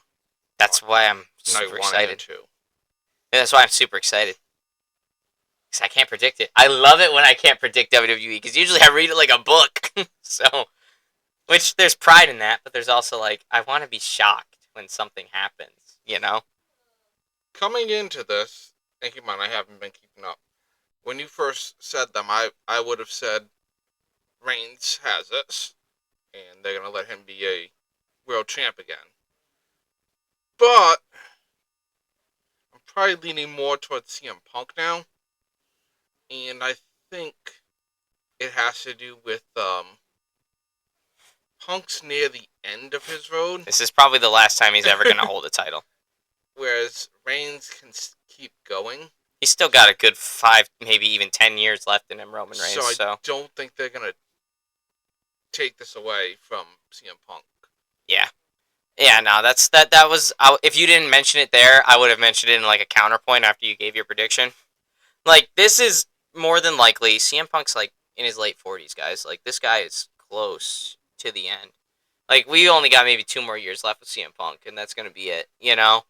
Um, but like this is very much, I think, the last time that we're gonna see Punk hold a world title. Like I don't think once he loses this title, that's it. He's just gonna ride out the rest of his career, do fun matches, be a box office attraction, put the fucking asses in the seats, you know, because people want to see CM Punk. And I think CM Punk is still gonna be able to work hard. He's still a great character. He's still a great actor. He can sell a narrative. He can give you a story. You know, it doesn't matter who he's with. CM Punk's a fucking master on the microphone. He can make you care. Plus, his wrestling is really good too. So, I mean, it's a little bit slower now than it was when he was younger, but you know, that's what happens in this business. Especially when you're taking as many extreme bumps as CM Punk has over 20 years. So 25 years now, more so. So, and if you want to count in his amateur days, he started wrestling, he was 18. He was doing amateur circuits in like high school gymnasiums and shit. So it's like, yeah, this is very much, I think, the last time we're going to see CM Punk with a belt around his waist. Like, after he loses this belt, he's not going to win another world title. That's just how it's going to be. Roman can still win one more title, I think. But, we're still a little bit recent since he lost it, you know? And given as, like, how long that reign was, that was 4 years of, like, nothing but Roman Reigns, pretty much. So, like, 2 years off where he's not the champion, but he's still a big attraction. That doesn't really hurt Roman much. Plus, that allows him to spend time with his family, take care of his health. He does still have leukemia after all. It's in remission now, obviously, but you still got to get checked up on that, you know. And Roman, I mean, he's still got some time. Punk doesn't have much time left. That was kind of also the part that swayed me towards Punk, because like I said, like if you asked me a month ago, I would have said, oh yeah, Roman Reigns is gonna beat him, you know. But then I thought about it, and I was like, you know what? CM Punk's actually been doing really good as champion. He's connected with the fans. He's defended it multiple times, and he's carrying that World Heavyweight Championship pretty well. And I'm like, this is definitely the last time we're gonna see him have one. And I'm not ready for him to lose it yet. You know, it's only been 3 months since he won the belt, dropping it to Roman Reigns, who was just a 1,316-day champion 2 years ago, and it ended by Cody Rhodes. But it's just for those reasons, I had to go with CM Punk, you know. Plus, he hasn't won a WrestleMania main event yet. So, if you want to give him like a little bit of brownie points there, then like we gave you the main event last year, we're giving you a main event again, but this time we're gonna make you win. You know. So I don't know. I got CM Punk, but this is one of the most 50-50 matches on this entire card. And I think just for those reasons, and some of the reasons aren't even really story driven. It's just the state of career that they're both at right now. So that's just how I'm looking at it. But WrestleMania 42, the matches look like they're going to be really good. Build up, lackluster, except for the main events, obviously. We can only hope it does better than last year's. Yeah, I mean, that's not a very high bar to cross, to be honest with you. WrestleMania 41. I never said it was a high bar to cross. It's just WrestleMania 41 put the bar pretty fucking low, I can't lie. But hopefully, obviously, it's WrestleMania. We're always going to care. It's the biggest event in WWE's calendar year. And it's something that's worth talking about. It's something that's worth paying attention to. That's why we took 2 hours and 40 minutes to do it. And you only need to bump up your subscription to a whopping $30. Cancel it as soon as you buy it, guys. Just cancel it as soon as you buy it. Because I kept the recurring subscription. I hit a little bit of a rough patch. That $30 did more damage than it should have. And I was like, oh, fuck this. Cancel. But now I'm going to fucking get back on the saddle and fucking pony up and do it again. So, here we go. But anyway, that's WrestleMania 42. Predictions are in. We're going to be doing live updates for WrestleMania. I think we're going to be watching at 2 different locations. So, you'll see 2 different locations in the shots. Don't be alarmed. I promise. We're okay. We didn't get, like, captured by the cartel or something. So, anyway, that's WrestleMania 42 and the overview of UFC 327. Tune in, WrestleMania 42, Nights 1. Recap on the golf tournament. Oh, yeah, Masters. The Masters. Can't talk about the Masters one that we went off on. But, yep, UFC this week. We have Gilbert Burns and Mike Malott fighting in the main event. Probably Gilbert Burns' last fight, if I'm gonna be honest. So we're gonna try to tune in with that if we can. But WrestleMania 42 tomorrow, ESPN Plus or ESPN2 the network. You're gonna see the first 2 matches on each day on ESPN2 the network. But ESPN Plus with the unlimited subscription. Make sure you get that unlimited subscription. $30, unfortunately, but that's all we got. See y'all next week.